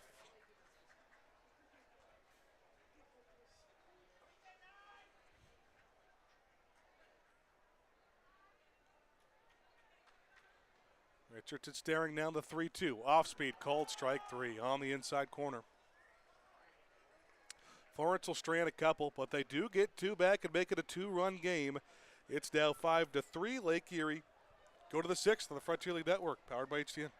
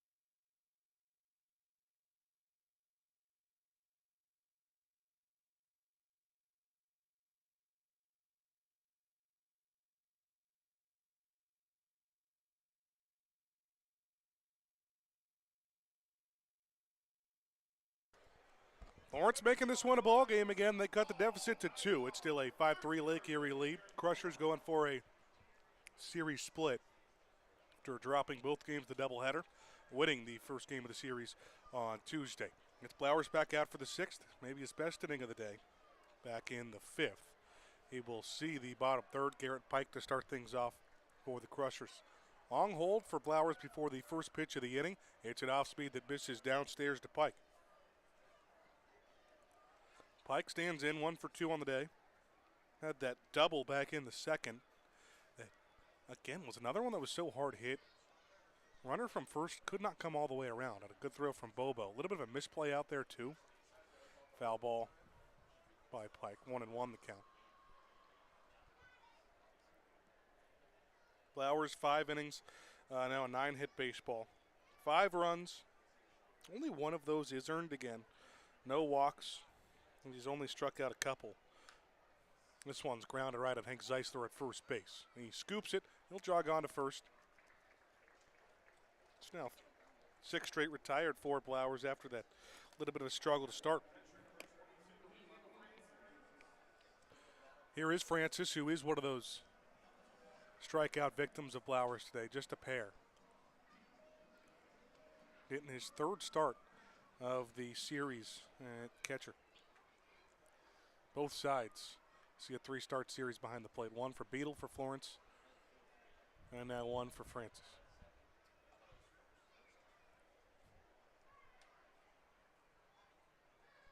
Winds it, fires the first pitch. Slow breaker is called a strike.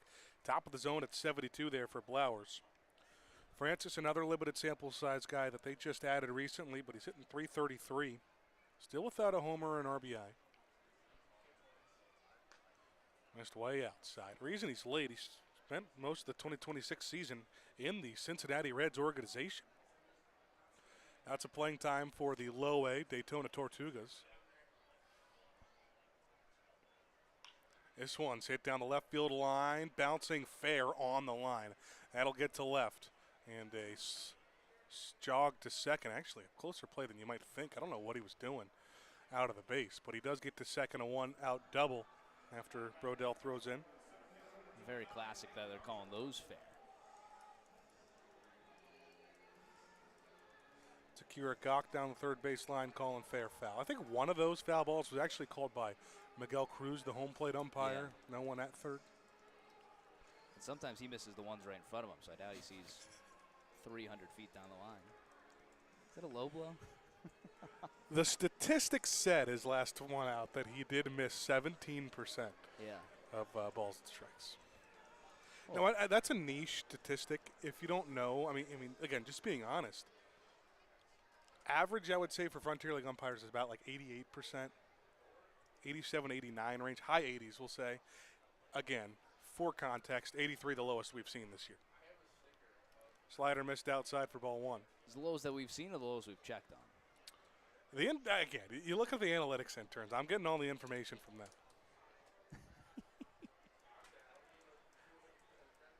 My eyes tell me we've seen some low scores at different points this year. One of those, the count here on the 9-hole hitter, Archer with the runner out second and 1 out. He bounces one right back to Blowers, and in between second and third, Blowers still trying to get the runner out. This is Francis caught in between the bases. They're going to have a pickle, and Broussard will sprint him over, tag at second. They got him. That'll allow Archer to get to first, but really good executed by the Florence defense. C.J. Blowers not freaking out, just running him back, making him make a decision on which base to go back to, and a pretty long pickle. They stay with it. Second out of the inning. 1.654 on that fielder's choice. But yeah, that's a great play. There were 3 fielder's choices on that play. So now you get the lead runner. Archer over at first. You're not out of the woods yet. 2 gone. But back to the top of the lineup at Joe Redfield. It's 1 for 3. Runner takes off for second. Off speed in there for a strike. Pitch is late and does get past Baker, but Brett Blomquist with a beautiful backup. So they get a runner right back at second. It's like you just threw it over to first to the first place, although you do get a much faster runner in Archer. Francis could motor a little bit for a catcher, but still you'll take the center fielder. Redfield a 1 for 4 day yesterday. All 4 games he has started this series as the leadoff hitter. 3 different positions though: center field, or excuse me, right field, left field, and a DH start. 0-1 hard grounder. Blomquist there again. Swallows up, throws to first. Blowers out of the 6th. Couple of nice innings to bounce back here for Blowers, and Florence will have a chance down by 2. Go to the bottom of the 6th on the Frontier League Network, powered by HTM.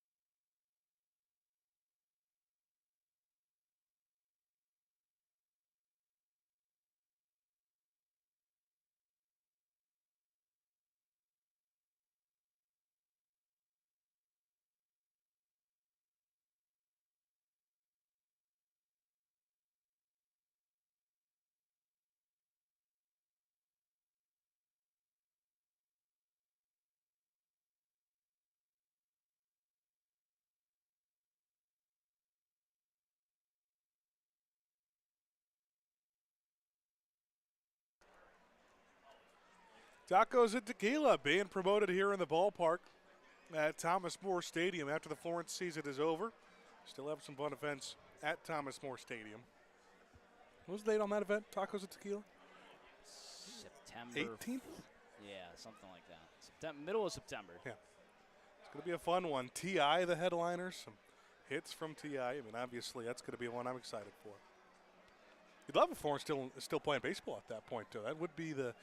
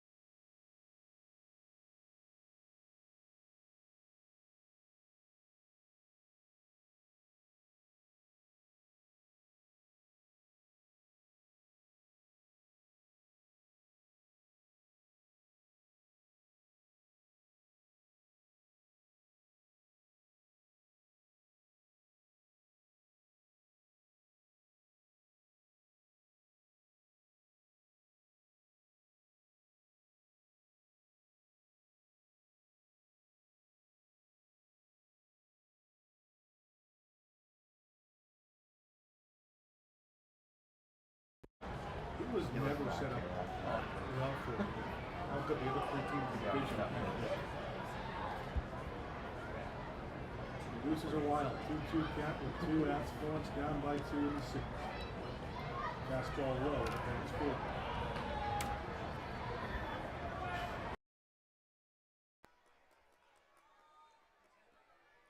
Baker, 64 RBIs on the season, an impressive number considering how low in the lineup he's been hitting all year. Mainstay in this 8-hole. Payoff. Slow again, ball 4. Florence puts the game-tying run on base once again. And it sets up a big spot for Zach Beadle. He's already driven in a run today on a sac fly, and he's had some home runs at big spots. Only 2 home runs on the year, though. They were clutch. Broussard stays put at second base. Now Baker, pretty good runner. That's the left side of the infield on base.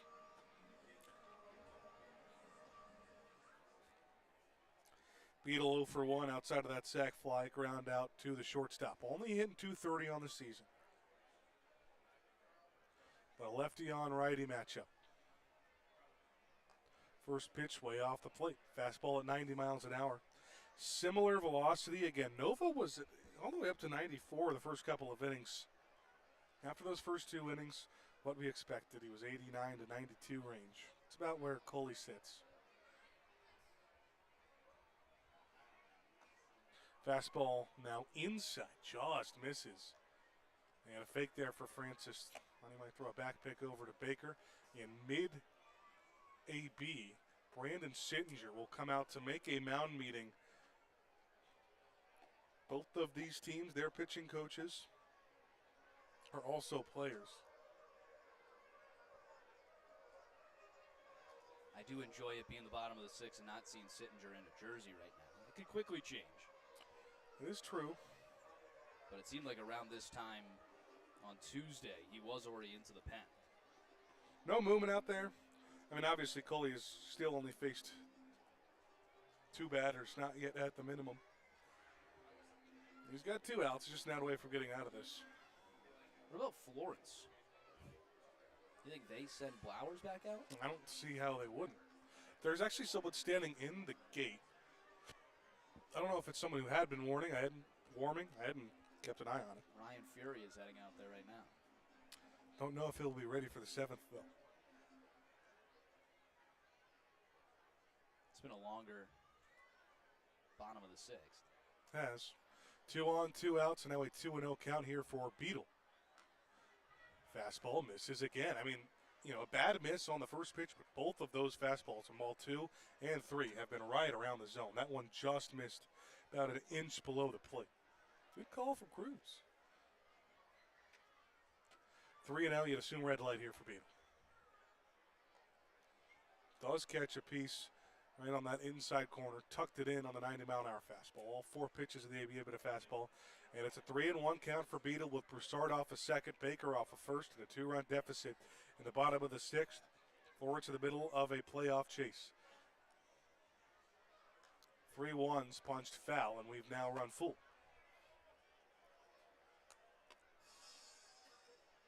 That is just a packed concourse down the third baseline. I'd assume that's all the one group, the 100+ that sang the national anthem today.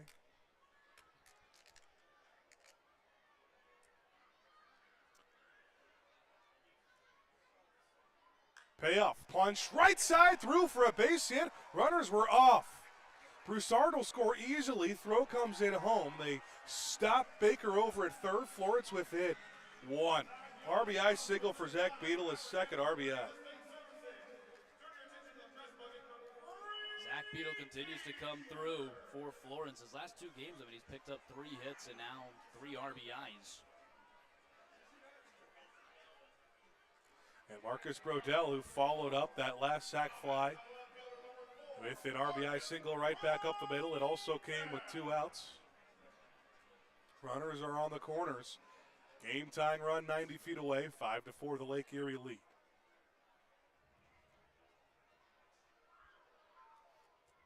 Lefty on lefty battle though. First pitch to Brodell's right down the middle of the plate for a strike.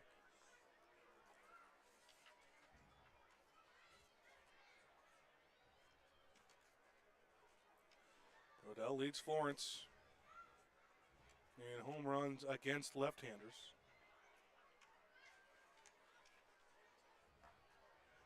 Out in front of that breaking pitch. Now he's down 0-2.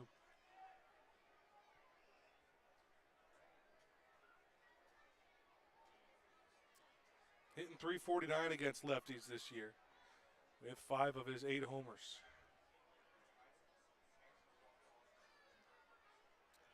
The 0-2. Punched foul. Defensive swing there from Brodell.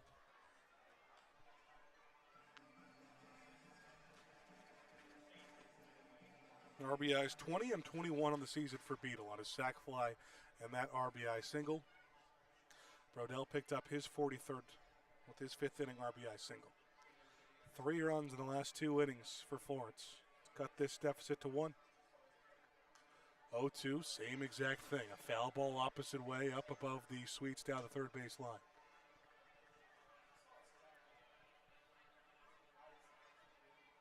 Just trying to chip away 1 inning at a time. They came back from down 5 yesterday and ended up winning the game 8-6. Went down 5-1 after taking a 1-0 lead. Now it's 5-4. Another foul ball opposite way. All strikes here from Coley to Brodell. That is now 5 pitches.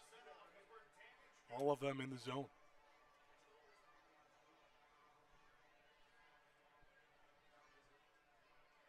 Baker a solid runner over at third base too.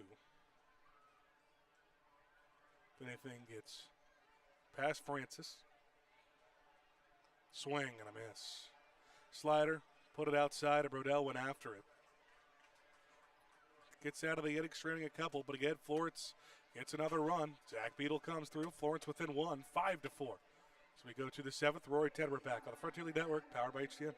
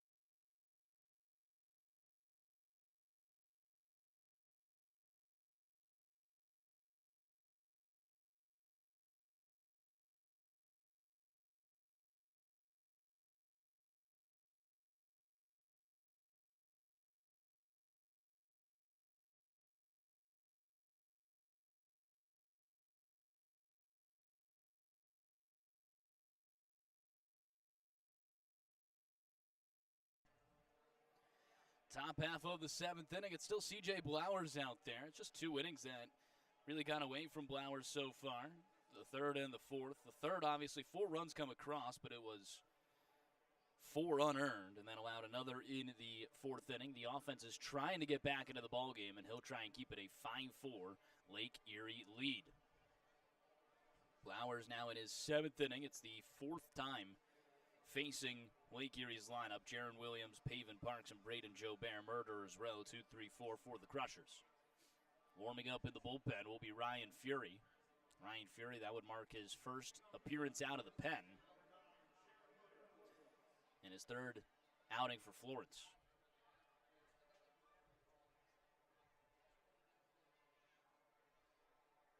Mentioned the Alls with a depleted pen today.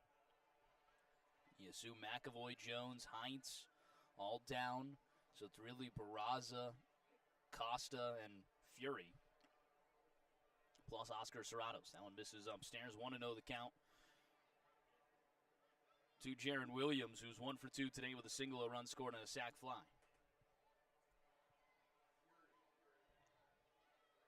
Crushers with 10 hits against Blowers across 6 innings of work. 5 runs, only 1 of them earned. That one's skied high in the infield. Out goes Baker. He's making the call and the grab for out number 1.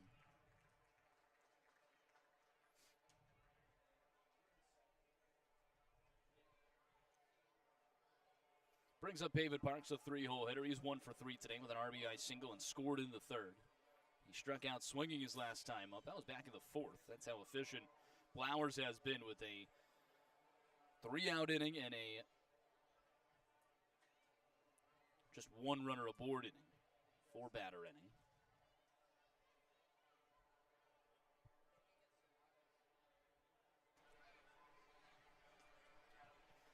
First pitch to the lefty, Pavin Parks. He's in there for a strike. Never late than never, or better late than never, has turned his nickname. The Cowboy. Kurt Kramer, how are you? Gentlemen, what a great night here at Thomas More. What a good one here tonight.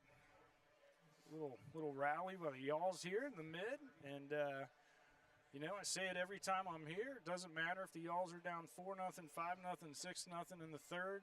They're always coming back. Yeah, they are always. They are always, at the plate, coming back. Obviously, it's always good to also get our Rip That Pack segment going whenever Florence is losing. But it is a 1-run ball game, and a pretty good one here at that. C.J. Blowers trying to keep it that way. That one misses outside. 2-1 the count. I'm almost interested to see, across the Frontier League, as far as runs down and teams that have came back and what that differential is between all the teams in the Frontier League. And well, it's definitely not a good case for Florence. They don't have too many wins trailing past the 6th. In total this season, as much as it feels like they do come back, they are 1-21 on the road trailing past the 6th and 3-12 at home. Certainly behind don't seem past the that 6th. way. The comebacks have been being down more in early innings, so it's not officially like recorded as a comeback on our game notes down to the 6th. But it is, you feel like it's over because you're down 4, 5, 6 runs in the first few innings. 2-2, fouls it away and stays alive. What they've done a good job is, when they give up those runs early, coming back early and making it a close ball game at the end. Right. Yes. Right. Now I know we've been talking about it. This box has got to be juiced at this point. We have pulled absolutely nothing from this Don Russ. And did you give me 2 wins, Ben? Yep. What's the score? I was going to get to it. We are all tied up. All tied up, Yeah. really. 2-2. And this is big because there's probably a memorabilia patch in there. Are you weighing one? Nope. Just letting you put. I'm just going to. This is You're gonna just be, doing the hands. I'm going to go to this guy. All right. And now, so we've pulled a numbered card and a memorabilia patch in every box of Don Russ that we've had. So that would say that we should at least have a memorabilia or an autograph, and then we'd hope that there would be a number. We're really looking for that whammy. And we would love a case hit whammy, no doubt about that. My dream whammy is a Johnny Bench. Whammy. Johnny Bench? I would love a Johnny Bench whammy. You would assume that all of the old guys that we see probably also have a whammy card. I'm hoping so. I mean, Full unless count. I pull a Conseco whammy, I might be upset. Here's the payoff. This is downstairs. And there's some action. I got the something's happening. Yeah. So Madison Bumgarner, Cold Key. Walk Dave to Winfield. Pavin Parks, his second time on base today. 1 out runner aboard. Tony, I like that. I'll PC Big that dog. Tony Perez. I'll PC that big red machine all day. Show that one to the fans. There's one for your Cincinnati Red and blue. hometown. Little Tony Perez for the Yeah. hometown Reds here. Jimmy Crooks rookie. You do got that cracked ice, which we like.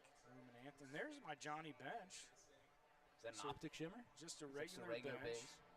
And then That one's laced into left field for a base hit, the 11th hit of the day. Trying to field that in the gap and bobbling it is Brodell. That moves the runner on to third. Everybody's bobbling. Throw, relay to the plate, bounces off the pitcher's mound. And this one is wild. Will end up as a double plus an error. That'll be an E4, probably on Brett Blomquist, throwing that to the backstop essentially. Yeah. I mean, if that throw is there, he is nailed at the The plate. more important piece is Brodell with a slide, bobbles it in left field, and that allows Pavin Parks to score all the way from first.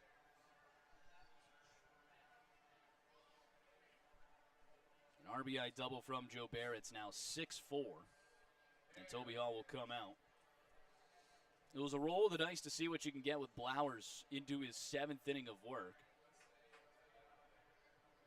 Not Not saying the night is done yet, but Fury seems to be ready in the bullpen. Continue little Dick Allen here on the optic, not in his Philly outfit in that Cubs, but here we go.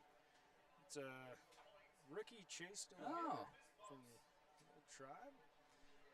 And yeah, one of those Marvels as well. And then the Diamond Marvels, Jackson Churia.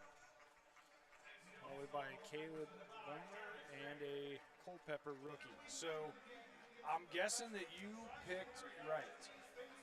So it should be a memorabilia patch in here or something. You know what we've also had before? It is the memorabilia patch. Ryan Fury coming in. We'll get to My Box when we return on the Frontier League Network, powered by HDM.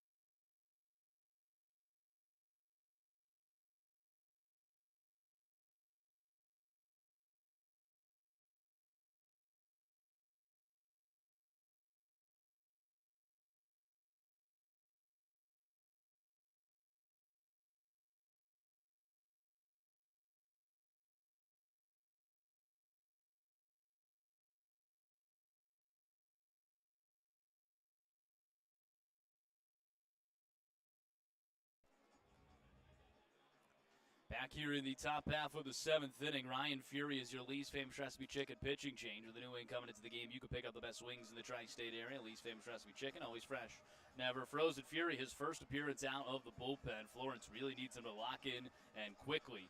Enters with a 9.45 ERA across 6 2/3, 3 Ks to 5 walks in his 2 starts so far this season. Florence didn't like what they saw in the starting role, but really wanted to keep him on, maybe build him some confidence in the bullpen. 6 2/3, 7 hits, 7 runs, 5 walks to 4 Ks across those 2 starts.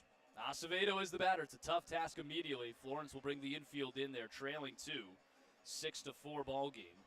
We are continuing our Rip That Pack segment. 1 away, and it's Joe Bear on third. First pitch drilled out towards left field. Acevedo all over it, but well foul. It's hard to get 2 tougher, higher leverage spots in your first 2 professional appearances. It's 2 starts against Schaumburg and Evansville in a playoff series. How about this one? In a huge game, runner on third with 1 out, 2-run game. 0-1, skied high in the infield. First base sign. Zeisler is all over it. He makes the call and the grab. That's certainly the out you were looking for there. Not saying it's what should have happened, but a lot of trust in Hank Zeisler. No one covering first. Our first card was Bobby Witt Jr., followed by Luis Angel Acuna. Ken Griffey Sr., that's for you, in the Cincinnati Reds. And we got Josh Gibson for the Homestead Grays. I like that Josh Gibson card. That'd be a sweet one to pull on the optic, is the Josh Gibson. Yeah. That'd be cool. Jared Watkins in the batter. He's 2 for 3 with an RBI single back in the third. Then we get Nolan Ryan. Seaver King is our rated prospect on the Rocket insert. That one's skied foul down the left field line. You're generally real knowledgeable on the prospects. That's a guy I have not heard of. It's a guy I have not heard of either. Well, who was it? Seaver King. Indiana guy? No. Doesn't even have where he was drafted at. Chandler Simpson, Eston Howard. 1-1, swing and a miss. The bat goes flying. That is 5 bats. There's got to be some sort of punishment. Can we hand him the automatic loss? What's going on here in Florence? Punishment. That's the 5th thrown bat we've seen. It's an epidemic across the Frontier League. It's been an epidemic across the Crushers this week. Yeah. Well, it happened in Evansville as well. I'm not going to say this, but they've all gone right at the Y'all's dugout. Except for that one that is in the Lake Erie dugout. We do got a rated prospect, Vance Honeycutt, as well as Franklin Arias for Boston. I know Franklin Arias. Vance Honeycutt's very good college. Yep. That's a Vance Honeycutt optic shimmer on the rated prospect. That's a cool little insert. That one's skied, foul territory, third base side. Broussard is over, trying to get there. A basket grab to end the inning. Ryan Fury comes in and works 2 infield pops. We'll finish off this Rip That Pack segment when we return on the Frontier League Network, powered by HDN.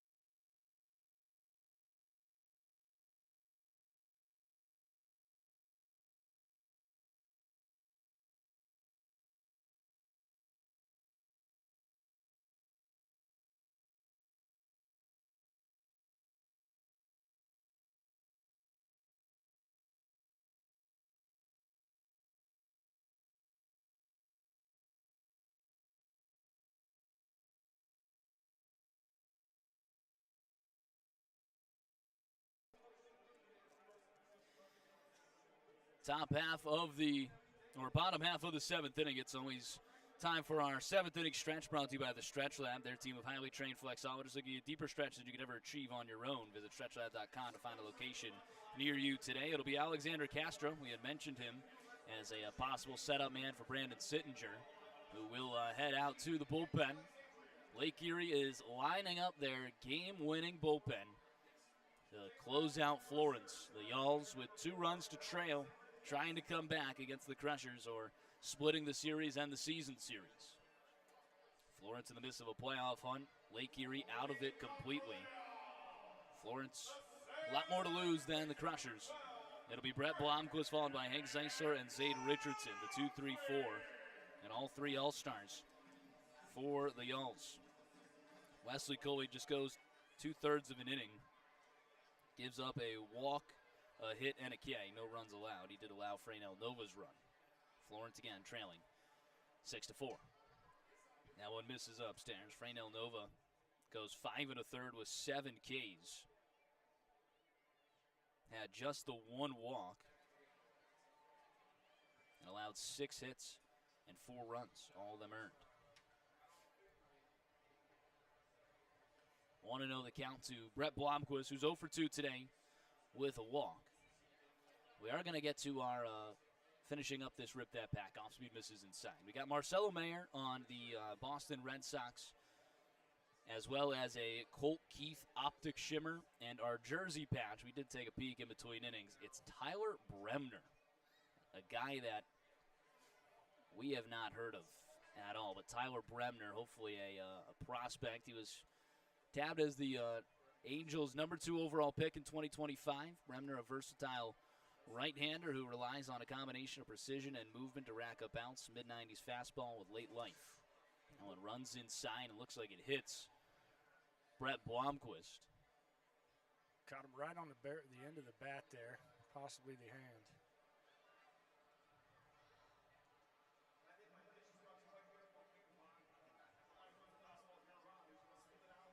Seen this by Definitely got him. the umpires before. Jared Lemieux might come out and argue here. It was not an immediate call, but it's one that warrants a meeting with the athletic trainer, Patrick McCormick. And Lemieux, the field manager for the Crushers.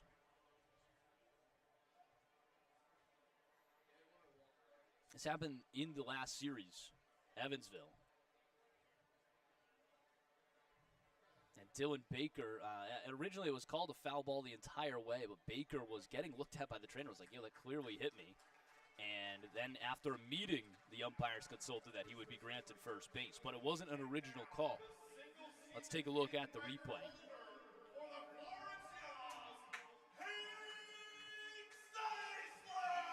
And saying that he probably would have hit his wrist right there. That's what it looks like on the replay. It looks like it caught him a little below the hand.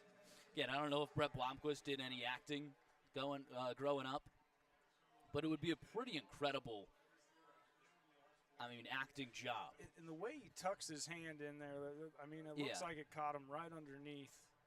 That's what I'm saying. It's almost, it'd be too hard of a task to pull That's some off. good acting, man. Yeah. Give him a Grammy or a Oscar if that was. did not hit him. Certainly. Brings up the captain, Hank Zeisler. Pickoff attempt, nothing going. Florence trailing 2 with the tying run at the point.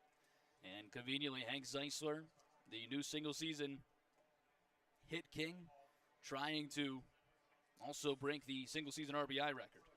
Congrats to Mr. Zeisler on the hit record here in Florence. Ground ball right side. Diving stop for the first baseman. A foul ball. Now he dove for that. Wall in fair territory and touches it. So it would have only been if that ball was foul off that first bounce to call that an actual foul ball. 1-1 the count to Zeisler is 2 for 3 today.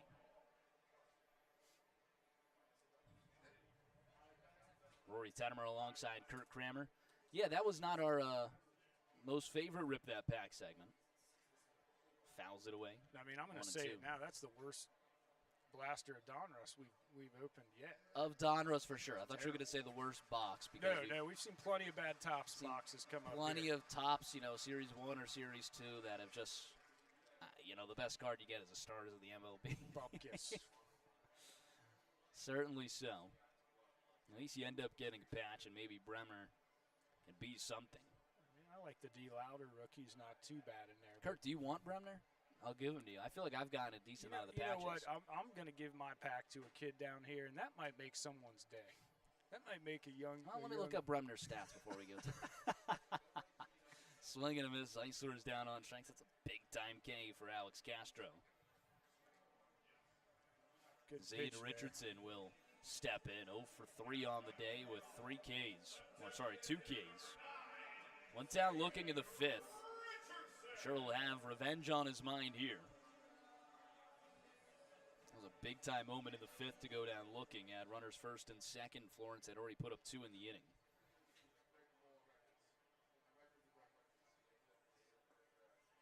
Off speed is in there for a strike.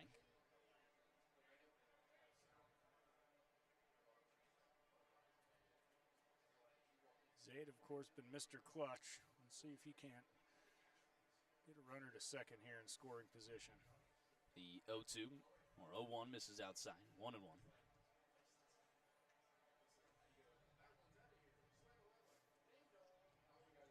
Runner on first and 1 away. Here in the bottom of the 7th, Florence trailing 6-4. 8 outs to play with. 1-1 ground ball right side. It should be 2. Toss to second 1. Relay to first is in time, and that's an inning-ending double play. A brutal beat for the Y'alls. We head to the 8th, trailing 2 when we return to the Frontier League Network, powered by HDN.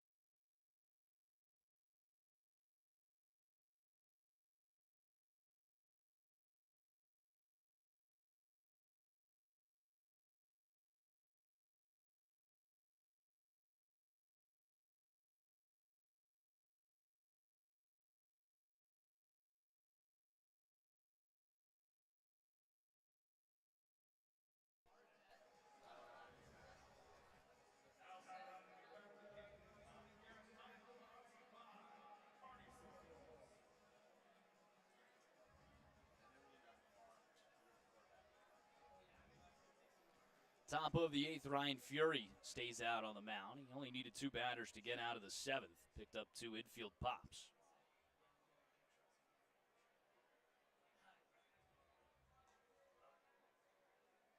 First pitch misses outside, 1-0 the count. 1-0 the count.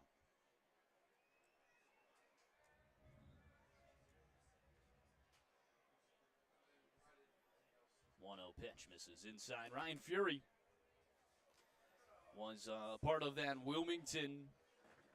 It's the Wilmington Sharks. Wilmington Sharks of the Coastal Plains League, their recent championship in 2026. 2-0 in there for a strike. I know that the manager of the team did win Coach of the Year, Manager of the Year. I think Fury was one of those guys that possible Pitcher of the Year. That one's fouled away. 2-1 to Pike, who's 1 for 3 today. Numbers were also outstanding for John Costa, too.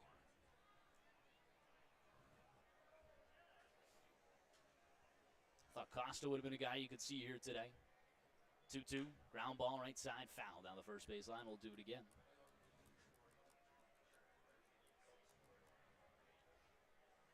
Florence opts for Fury instead of Costa or Serranos, really. Barraza, you would only save for the 9th.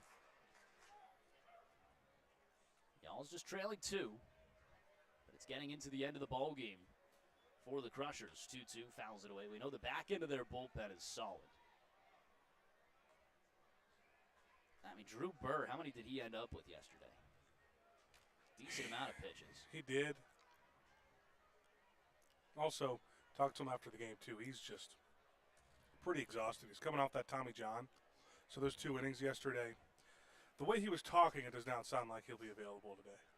2-2, fouls it away. So you're either going to get another inning from Castro, is what it would seem like with nobody warming up right now, before you get to Brandon Sittinger. And maybe it's Sittinger's going to come in and, in the inning. Doesn't go a full 2, but factors in more than an inning. That one's skied foul. Sittinger essentially becomes your, hey, we're in some trouble, we need the guy. I still want to activate Kenny Pearson. And I'm all for it. I'll pay his game day bill. Throw him some free concession food, too. Hard hit into center field. A leadoff single for Garrett Pike. 2 for 4 day from Pike. It's been a very productive bottom of the order day. They've picked up 5 hits. The 7, 8, 9. Francis has 2 of them. 2 for 3 with a run scored. Do a quick check-in on our out-of-town scoreboard. Always powered by iScoreboard, presented by Thornbush, the new frontier in the world of whiskey. Come try the new official cocktail of the Florence Y'alls. Thornbush Whiskey here at Thomas More Stadium. 2-2 ball game in Washington. Again, we don't really care about that one for the playoff seeding for Florence. I do not want to see Washington clinch at Thomas More Stadium on the weekend series. So And sweep them. we could sweep them, but also Windy City, could lose a game, and, that is true. and then they're in. Well, it doesn't feel like Windy City's ever going to do that till now. Until now, they're down 6-0 in the bottom of the 5th. Knock on wood. I did not mean to say that they have lost that game. Is there any wood? Under wood? the desk. Under the desk as well. 1-1, fouls it away, 1-2. And Evansville with a 1-0 lead in the bottom of the 6th against the Schaumburg Boomers. Who's in that game? That's Morse for Evansville. Saw him last week. Yeah, it's a Bielita's two-run home run off. And it's Zafiro who gives up, 6 innings, 5 hits, 1 run, 2 walks, and 9 Ks. What's today? Thursday? And we face them Thursday. Tuesday, Wednesday, Thursday next week. So you're going to see Zafiro again. Ugh. My thoughts exactly, but thanks for verbalizing it. A 1-2, swing and a miss, top of the zone. That was crazy. First K of the day for Ryan Fury. You almost say that about anyone for Schaumburg at this point, though. You just got to have a really good start from your starter. Yeah. I mean, that would also line up for right now Blowers. Yeah. Well, we got a 6-man rotation, so it might be a little different. Yeah, it's true. I'll tell you what, though. You're seeing probably the best pitcher in the Frontier League on Friday, Kobe Foster, and then the best pitcher in the world on probably Wednesday in Cole Zafira. Yeah, he certainly was good last time against Florence. One-away runner on first, the 1-0 skying foul. Did we get a run on him, though? No. He went, so he continued his streak to like 17 scoreless. Yeah.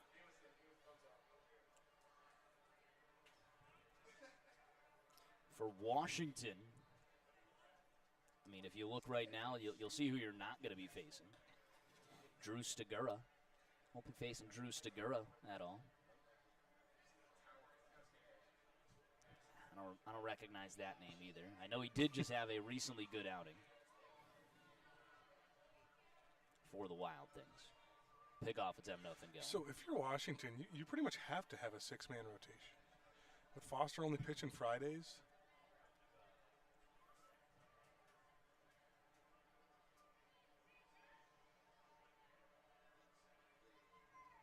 That one misses upstairs. I remember I didn't recognize the Windy City matchup. It was Maeda, and I didn't recognize that Manaya, Mississippi. I think is his yeah. last name. He's got like a 6 ERA, but He's gone 5 shutout right now. yeah. 3-1 the count to Nate Archer. He's been on base 3 times today. Ground ball up the middle, off the glove of Blomquist. He does keep that from going into center. That'll be a base hit for Nate Archer, his 2nd hit of the day, 4th time on base. It's 13 hits for him. It's a lot of hits for Lake Erie, It is. certainly. You're not going to win many ball games giving up 13 hits. If you tallied up all of the hits probably across the entire season series, I bet Lake Erie has won that battle just based off of 2, big outings alone. I mean, they had 14 hits against Evan Webster in 5 innings of work. Be interesting to look at. I mean, we probably had a lot on Wednesday of last week.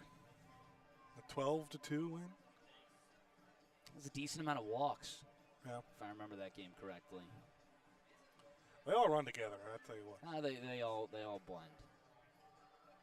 I know that first Besides game was a Chaos lot of in walks. Kentucky. No, Chaos Kentucky has not blended with any other moment of my life.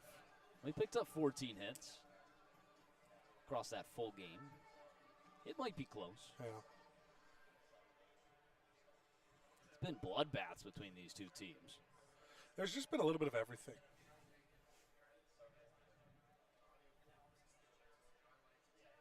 First pitch. Upstairs, no good. Toby Hall had a little word with Ryan Fury. No one warming up in the bullpen.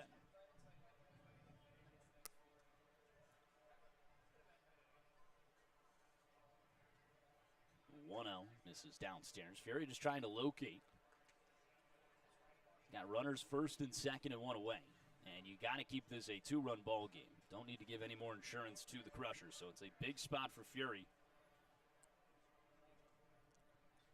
2-0, and he needs to throw a strike 3-0 now, the count. Joe Redfield in the top of the order.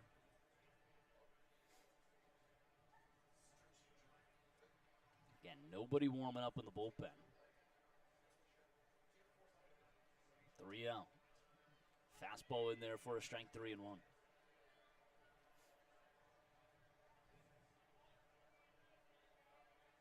I wouldn't say Fury hurt by the walks in his 2 starts, but he had more walks than strikeouts. 3-1. Sent down the left field line, but foul. I would say it's not a lot of either. He didn't walk a ton of batters, but he has more because he didn't really strike anyone out. Yeah. Just 4 in his first 2 starts. Kept the ball in the ballpark.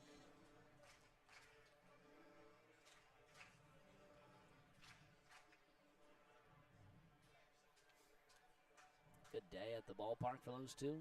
Out in front, 3-2, skied high, shallow center field. Left center field, Brandon with the call. Makes the grab. For out number 2, that's a big-time comeback from Fury. That started as a 3-0 count. Yeah. Well, Foster was saying something to that couple messing around with. He's not even doing any scouting, really. It just looks like he's here to enjoy it. Yeah, Into why the not? ballpark. Why not? You get here early. I wonder if he was able to check into the hotel rooms before. Probably not. Looking for somewhere to stay. Can't stay here. You don't have a spot in the bar for him? We got a couple of couches, up in the front office. It's not for the opposing pitcher. How about we give him a pretty tough couch? Kurt, are you up to date on what's happening here? I try to be hospitable to everybody here. That's my job. Yeah. So the Almost Washington Wild Things ace is sitting in the stands today, and we play them tomorrow. He'll be throwing tomorrow. He's not going to want to take a sleep on the couch before throwing it. I got a nice spot on the floor. That's more like it. There you go. Good spot on the floor. To be fair, I actually, just in the short time speaking with him during the All-Star game, I did enjoy my time speaking. Now, he's a really nice guy. Sewell, Mrs. Downstairs. And he's just chatting it up with everybody behind home plate. I've been watching him today. And I don't think anybody has any idea who that is. Hopefully he's saying, come back out to watch me pitch tomorrow. And Florence can get a few more ticket sales out of it. Meanwhile, 3-0 the count. Fury trying to come back to 3-0 pitch. In there for a strike. 3-1.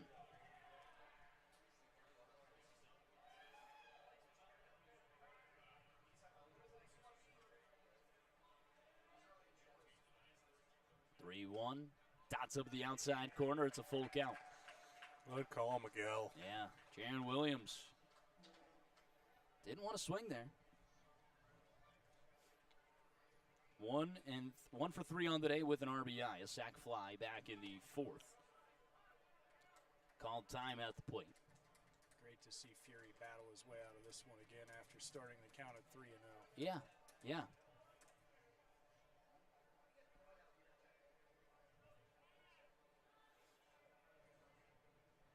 Payoff, runners take off, swing and a miss, and the bat goes flying into the Y'all's dugout. Ryan Fury all the way back from a 3-0 count in back-to-back at-bats.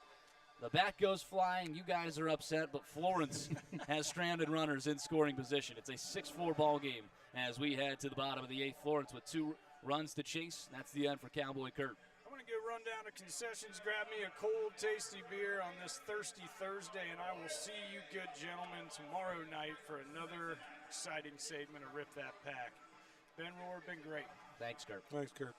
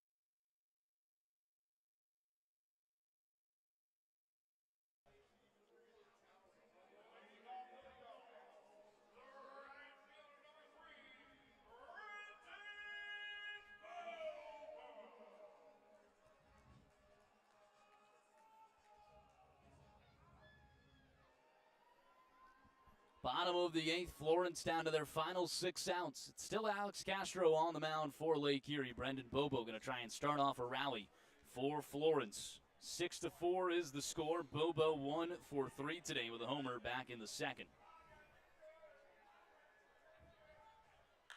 Drills that one high and deep down the right field line, but way foul.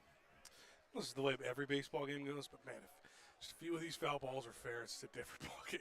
109 off the bat, 411 on the distance of a foul ball. That was one of the ones where if we were watching with the TrackMan before the video like we were yesterday, yeah, we got excited. 1-1, a 2-hopper to the first base side. Weekly hit, and we'll beat it out.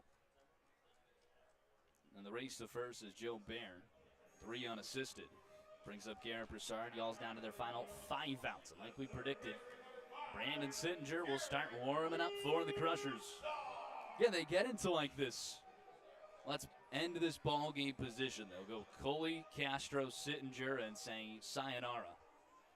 Florence has to make it count here against Castro. First pitch. Misses inside.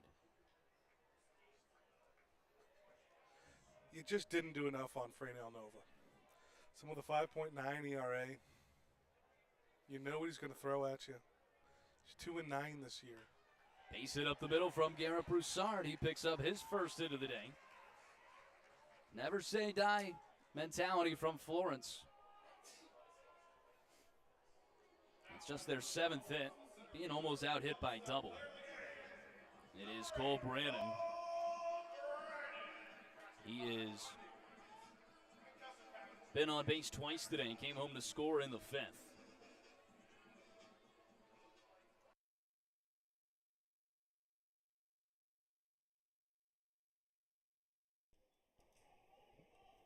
He 1 for 2 today with the run scored, a single back in the second. First pitch to the lefty. Upstairs, no good. After the big day yesterday, Richardson, the cleanup spot, 0 for 4. That's the lone y'all that hasn't been on base right now. Jared Lemieux going to go out with the athletic trainer for Lake Erie to take a look at Castro. Now Sittinger's going to start to get hot, working quickly. Wouldn't mind that. Of course, when you do get injured, you're granted a lot of time. When I say that, I'm not hoping for the injury, but if Sittinger was to come in cold. I don't know if I want Sittinger in anyway, even if he's cold. Get a good look at him warming up in the bullpen.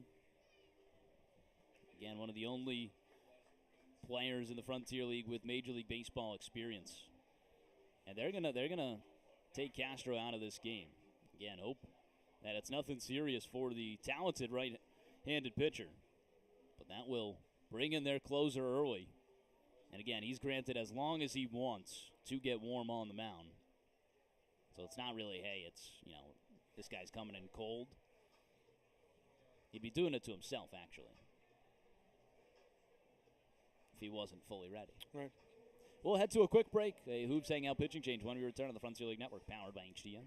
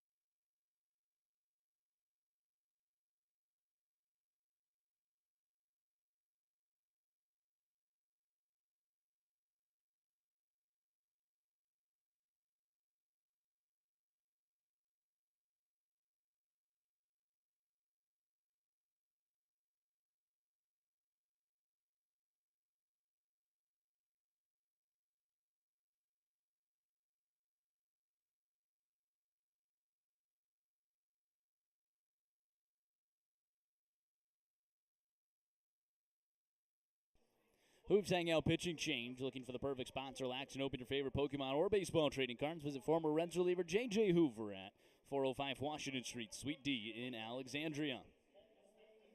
Brandon Sittinger, the closer for the Crushers, in just a little bit early after Alex Castro had to leave with an injury. Again, hope everything ends up okay with Castro and is just tentative on the pull.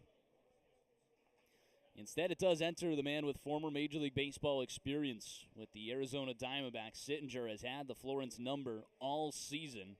I believe the Y'all's only base hit against them was Zach Beadle. Entering in a situation similar to this, where not an injury, but came on in the inning, and it wasn't his run that came home to score. But he did allow that base hit to Beadle. This is their guy. I mean, obviously one of the guys of the Frontier League, but you know what we've said a couple of times, he somehow has been hit this year a little bit. He's got a 4.2 ERA. The teams have scored runs on him.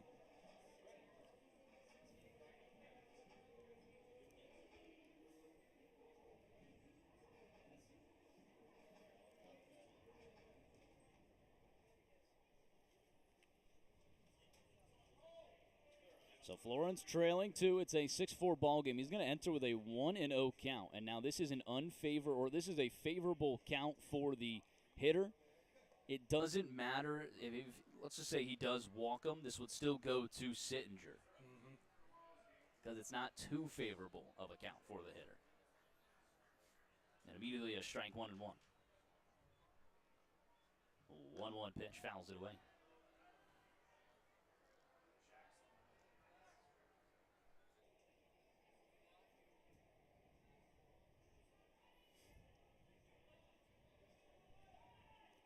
So Brandon Sittinger has pitched in 5 games against Florence. This would be his 6th. That one's fouled away. 7 1/3 innings pitched. He's picked up 9 Ks, 1 walk, no runs. Hitting $130 against them.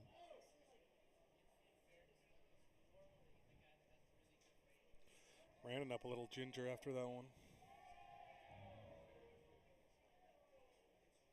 Tying run is at the plate. But you're at the 7, 8, 9 spot of your order.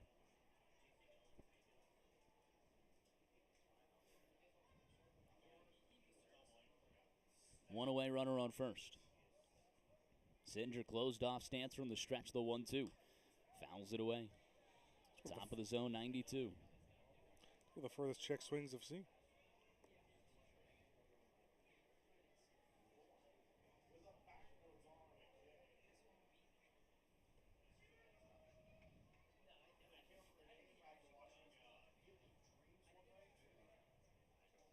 Broussard a short lead at first. The 1-2. Called, strike 3. Brandon sat down looking on the off speed. Right down the middle. Mentioned that with Richardson, just to go down on a strikeout isn't the worst. To go down looking with the game on the line, never fun. Brings up Dylan Baker.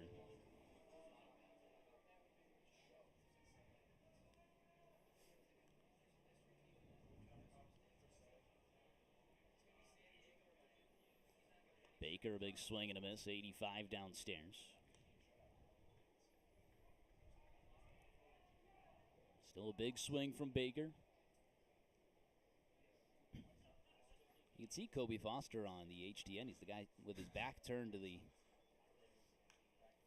camera right now. That one's fouled away. The fans get a selfie with him. Look at this. That is interesting.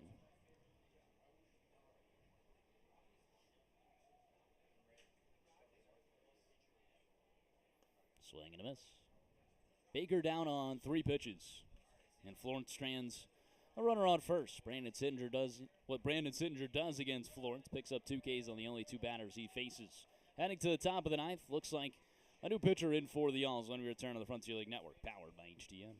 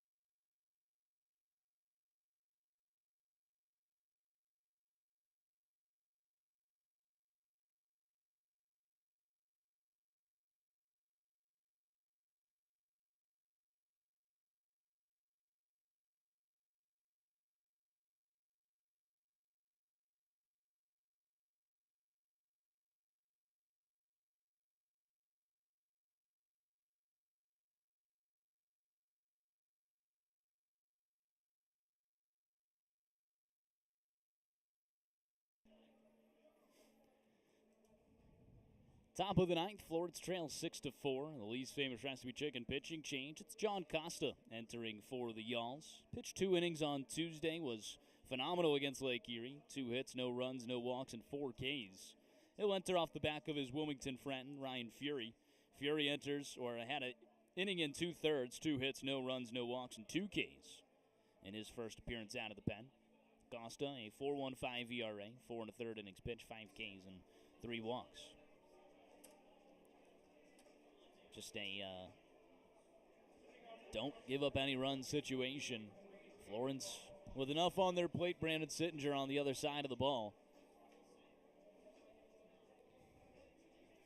Need to keep this a 2-run ball game. I think all situations should be a don't give up any run situation. That's true. I'll give an early silver lining. Windy City and Schaumburg both losing. That one's skied, foul, and out of play. 0-1 the count, 2 Paving Parks. I like that Windy City's losing. I also like that Mississippi's starting to show a little bit of life again. Love for them to win tonight. They also have 3 more coming up. That's a 6-game series down in Pearl. The unfortunate thing is Florence has lost every game that Windy City has also lost within like their last 10. Yeah. And you have not been able to gain ground when you could have. You go back to the final 2 games against Evansville. And it would be this one here tonight as well.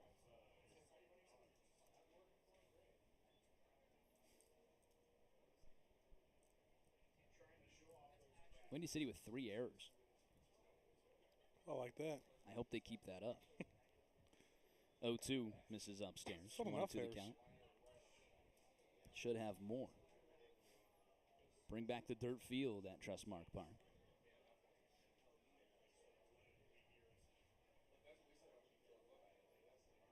Costa from the stretch. 1-2 pitch. Misses downstairs. 2-2 the count.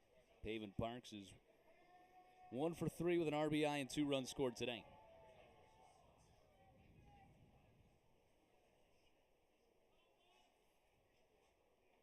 Two. Misses outside. Started off as an 0-2 count. It's now a full count. First out in the 9th, always so important.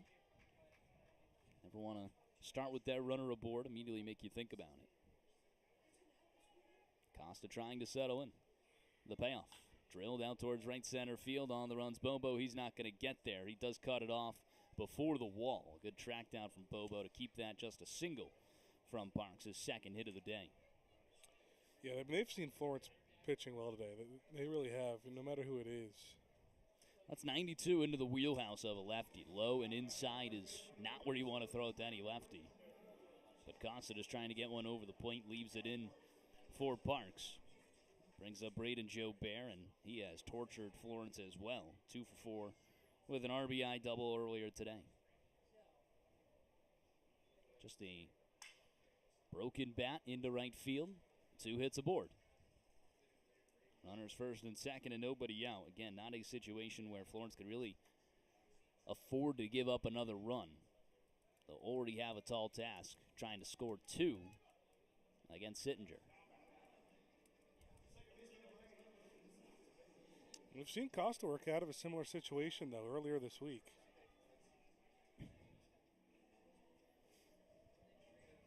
You're right. What, did he leave second and third Yeah, in that situation? couple of strikeouts. I think he struck out He the struck side, out the actually. side and actually struck out 4 in a row, starting off the next inning as well. First pitch shows bunt right back to Costa. Goes on to third. It's in time. Nice play defensively for Florence. And that's just a missed opportunity from Acevedo. He bunted that right back to Costa. It's a good one. A little bit nervous on that throw, but still, he got it there. That's a perfect play there for Costa. He also, I'm okay. Even if you get the throw to first, I'm okay with Luis Acevedo bunting. Oh, yeah. Acevedo takes over at first. It's still first and second, but now with 1 away for Jared Watkins. He's 2 for 4 today. First pitch. Missing inside at 92. 20-02 on the spin rate. 14 inches of vertical break straight over the top.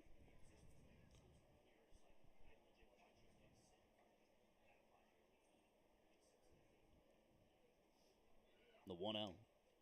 and inside. 2-0 the count.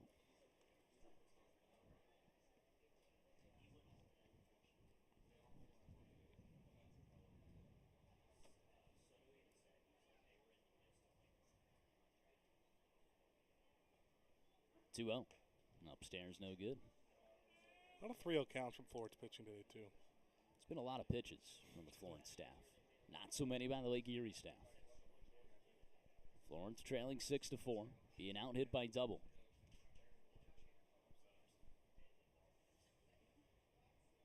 (3-0). Connected on Trackman, no good. 4-pitch walk to load the bases with one away.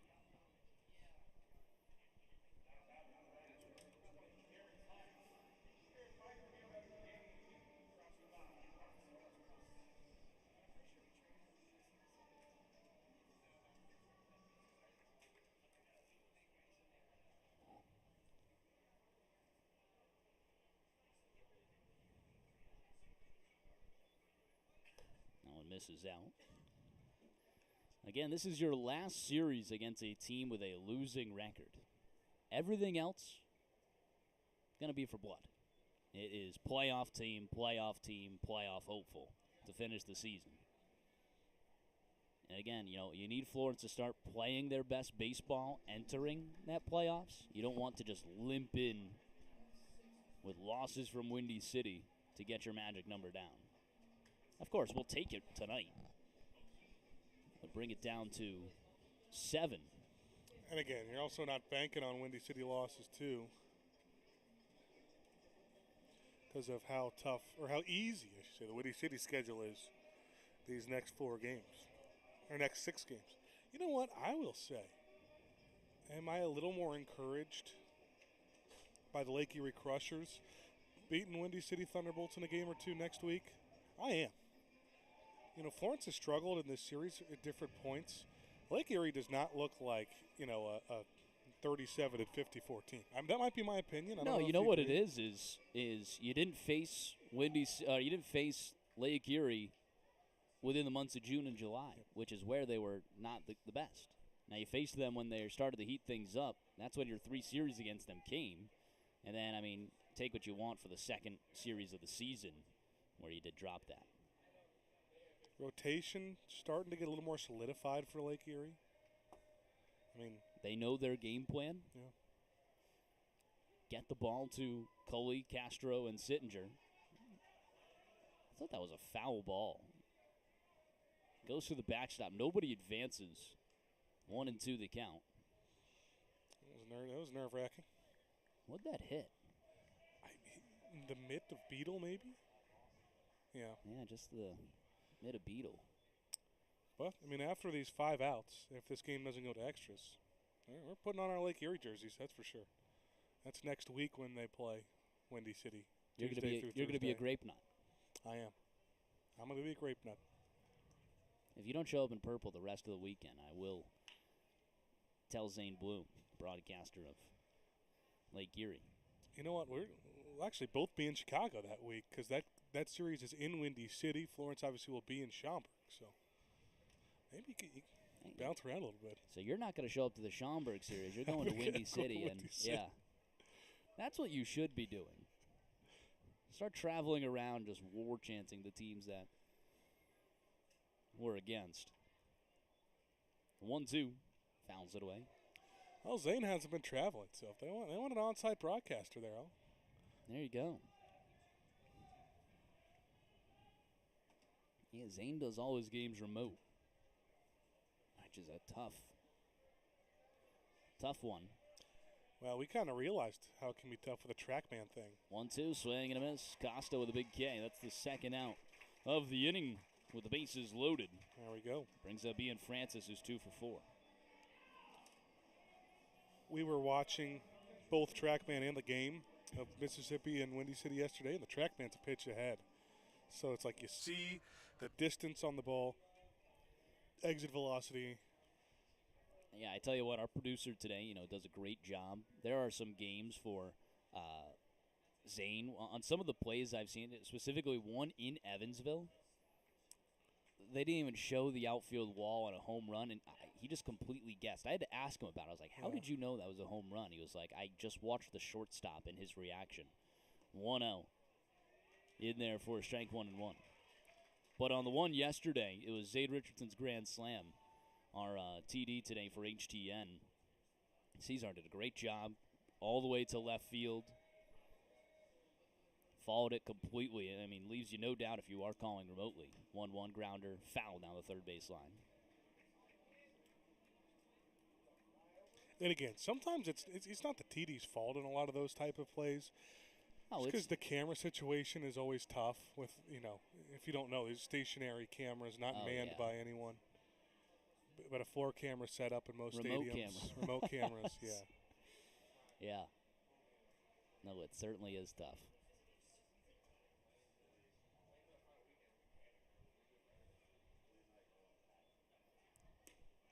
One-two misses downstairs at 92 miles per hour. Yeah, for anyone listening to radio on our YouTube audio stream, if you ever heard me talking in between innings, I am talking to our producer for HTN. Something I've said before, but it definitely happened today. 2-2. Skied high in the infield, right side, Zeisler with the call. He's under it and makes the grab to end the inning. John Costa bears down and strands the bases loaded. It's a 6-4 Lake Erie lead. Florence chasing 2. When we return on the Frontier League Network, powered by HTN.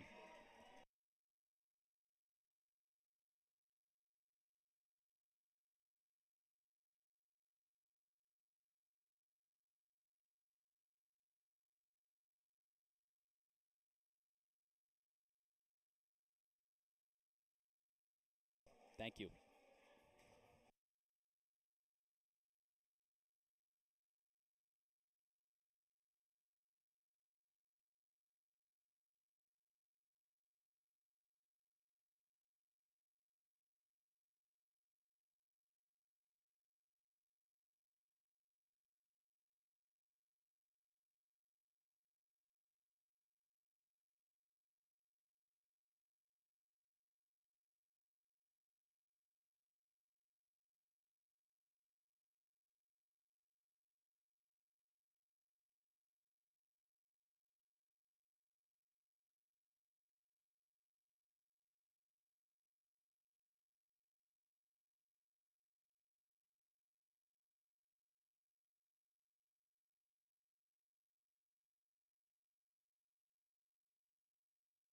Bottom of the ninth, final chance for Florence. Chasing a 2-run lead for the Crushers. It's a 6-4 ball game. Sittinger stays in for Lake Erie as if they'd go to anyone else besides the former major leaguer to close out this ball game. He only faced 2 Yalls and he struck out both of them. It'll be Beetle followed by the top, Brodell and Blomquist. 9-1-2 for the Yalls, trying to mount a comeback. If they don't, they'll split the series, leave their hands in the fate of Mississippi, who I should say is without their all-star closer, because he's here. He is Chris here. Barraza. Windy City's cut it to 4, 7-3. Oy. No scoreboard watching on that one yet. Zach Beatles had a great day at the plate. He's 1 for 2 with 2 RBIs, including a sacrifice fly back in the 5th and an RBI single in the 6th. And he got the better of Sittinger when he saw him last week. Or 2 weeks ago, that would have been.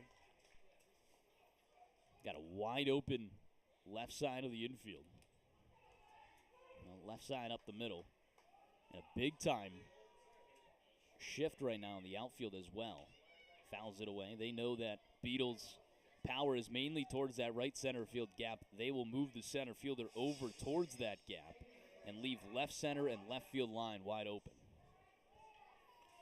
Yeah, just get on, man. Doesn't matter how you do it. 0-1 the count. Grounds it, slow roller, foul down the third base line, quickly 0-2. You think Sittinger recognizes Beetle that he got a hit off of him? And normally in a 9 spot, you're just going to throw 92. Yeah. This time he throws an 87-mile-per-hour slider.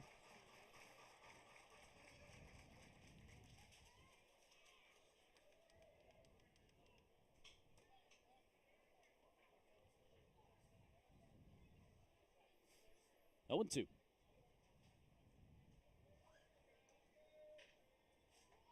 No 2 pitch, swing and a miss. Good afternoon, good evening, and good night. He has struck out 3 Yalls in a row. 2 of them on 3 pitches. Again, on the broadcast, it's not like we just, make up stuff. Sittinger has owned Florence this season. Has really pitched well, and as he should. Former big leaguer. It's not every day you're facing one of these guys. Last time Florence had to was last season, Sam Coonrod of the Grizzlies. It's now 12 strikeouts for Florence hitting. Against Sittinger or just in today? the game? In the game. Against Erie. Yep. After a whole lot of them on Tuesday. It's a high strikeout team. Florence 4th in the league in strikeouts. 0-1, misses inside.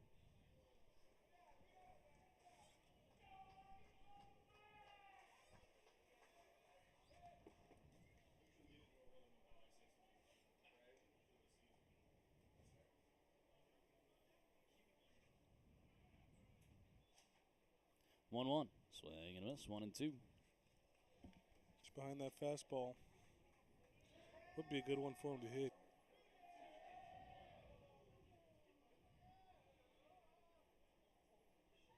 Pinpoint placement from Sittinger. 1-2. Sent out towards deep left field. Redfield is under it, and he makes the grab. At least he is a little bit touchable. Florence down to their final out. Still in that same position where you just need to get on base. You have Hank Zeisler on deck.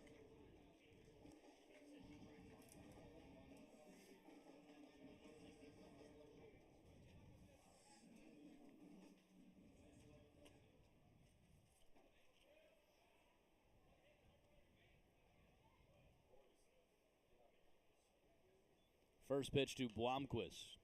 Misses outside. 1-0 the count.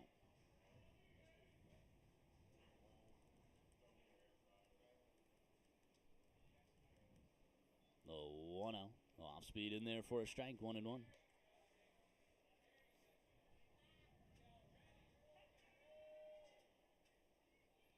Seems like we've had a lot on the YouTube audio stream today. Special shout out to everyone tuned into the YouTube audio stream.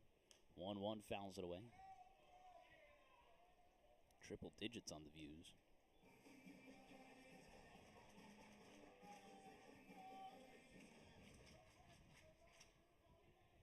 We know that's the secondary streaming source of Florence. Yep. It's always good to get a big number there. 1-2. Off speed, top of the zone, no good. That's about as close as it gets. Up to 84%. I think this score will be a little bit better today.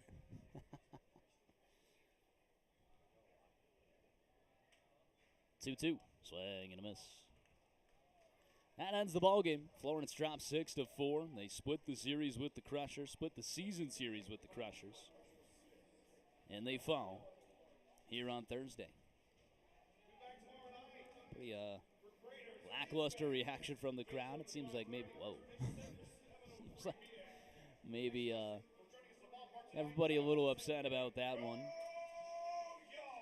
And a big one where, you're coming off of a rough week where you go 2-4 and you get 4 games against the last place team in your division. You're only able to get the 2 on the doubleheader, but it's a Lake Erie team that's got a lot of fight and got a lot of fire. They've got some talent.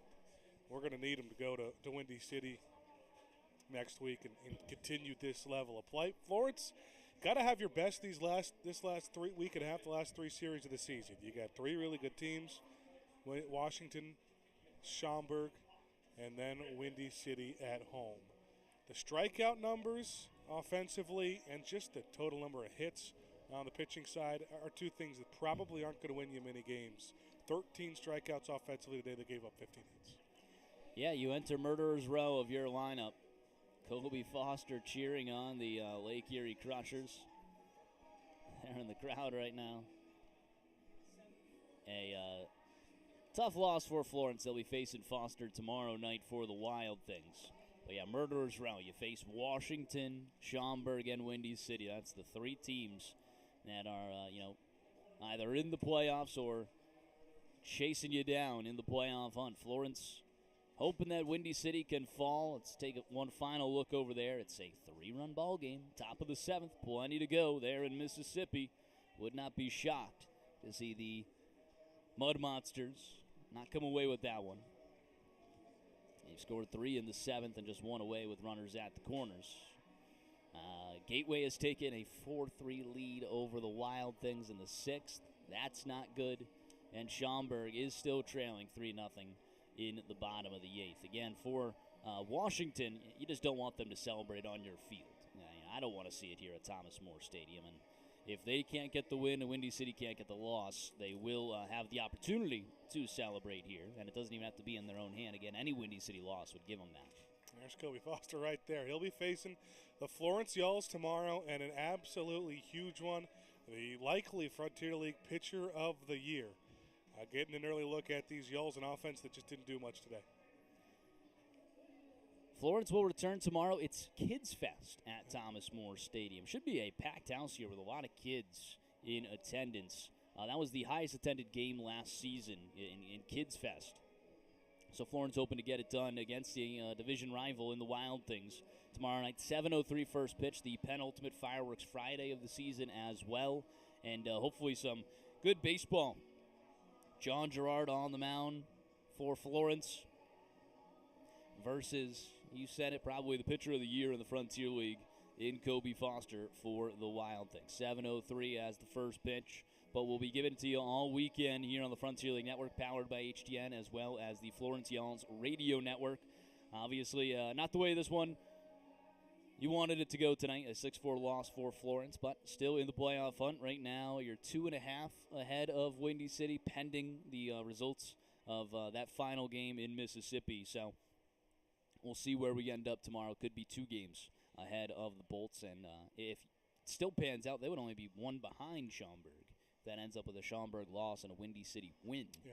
So we will see, obviously, tomorrow, about a 6:55 pregame show. So tune into the Yalls Radio Network as well as the Frontier League Network powered by HTN. Special shout out to everyone that tuned in tonight. Again, a big attendance on our radio network. So appreciate you guys joining us here on a Thursday night of some baseball. Sergeant Bilko tuning in down there. Good to see him. Signing off from Thomas More Stadium, Ben Howard, Rory Tettemer saying so long, and y'all have a good night.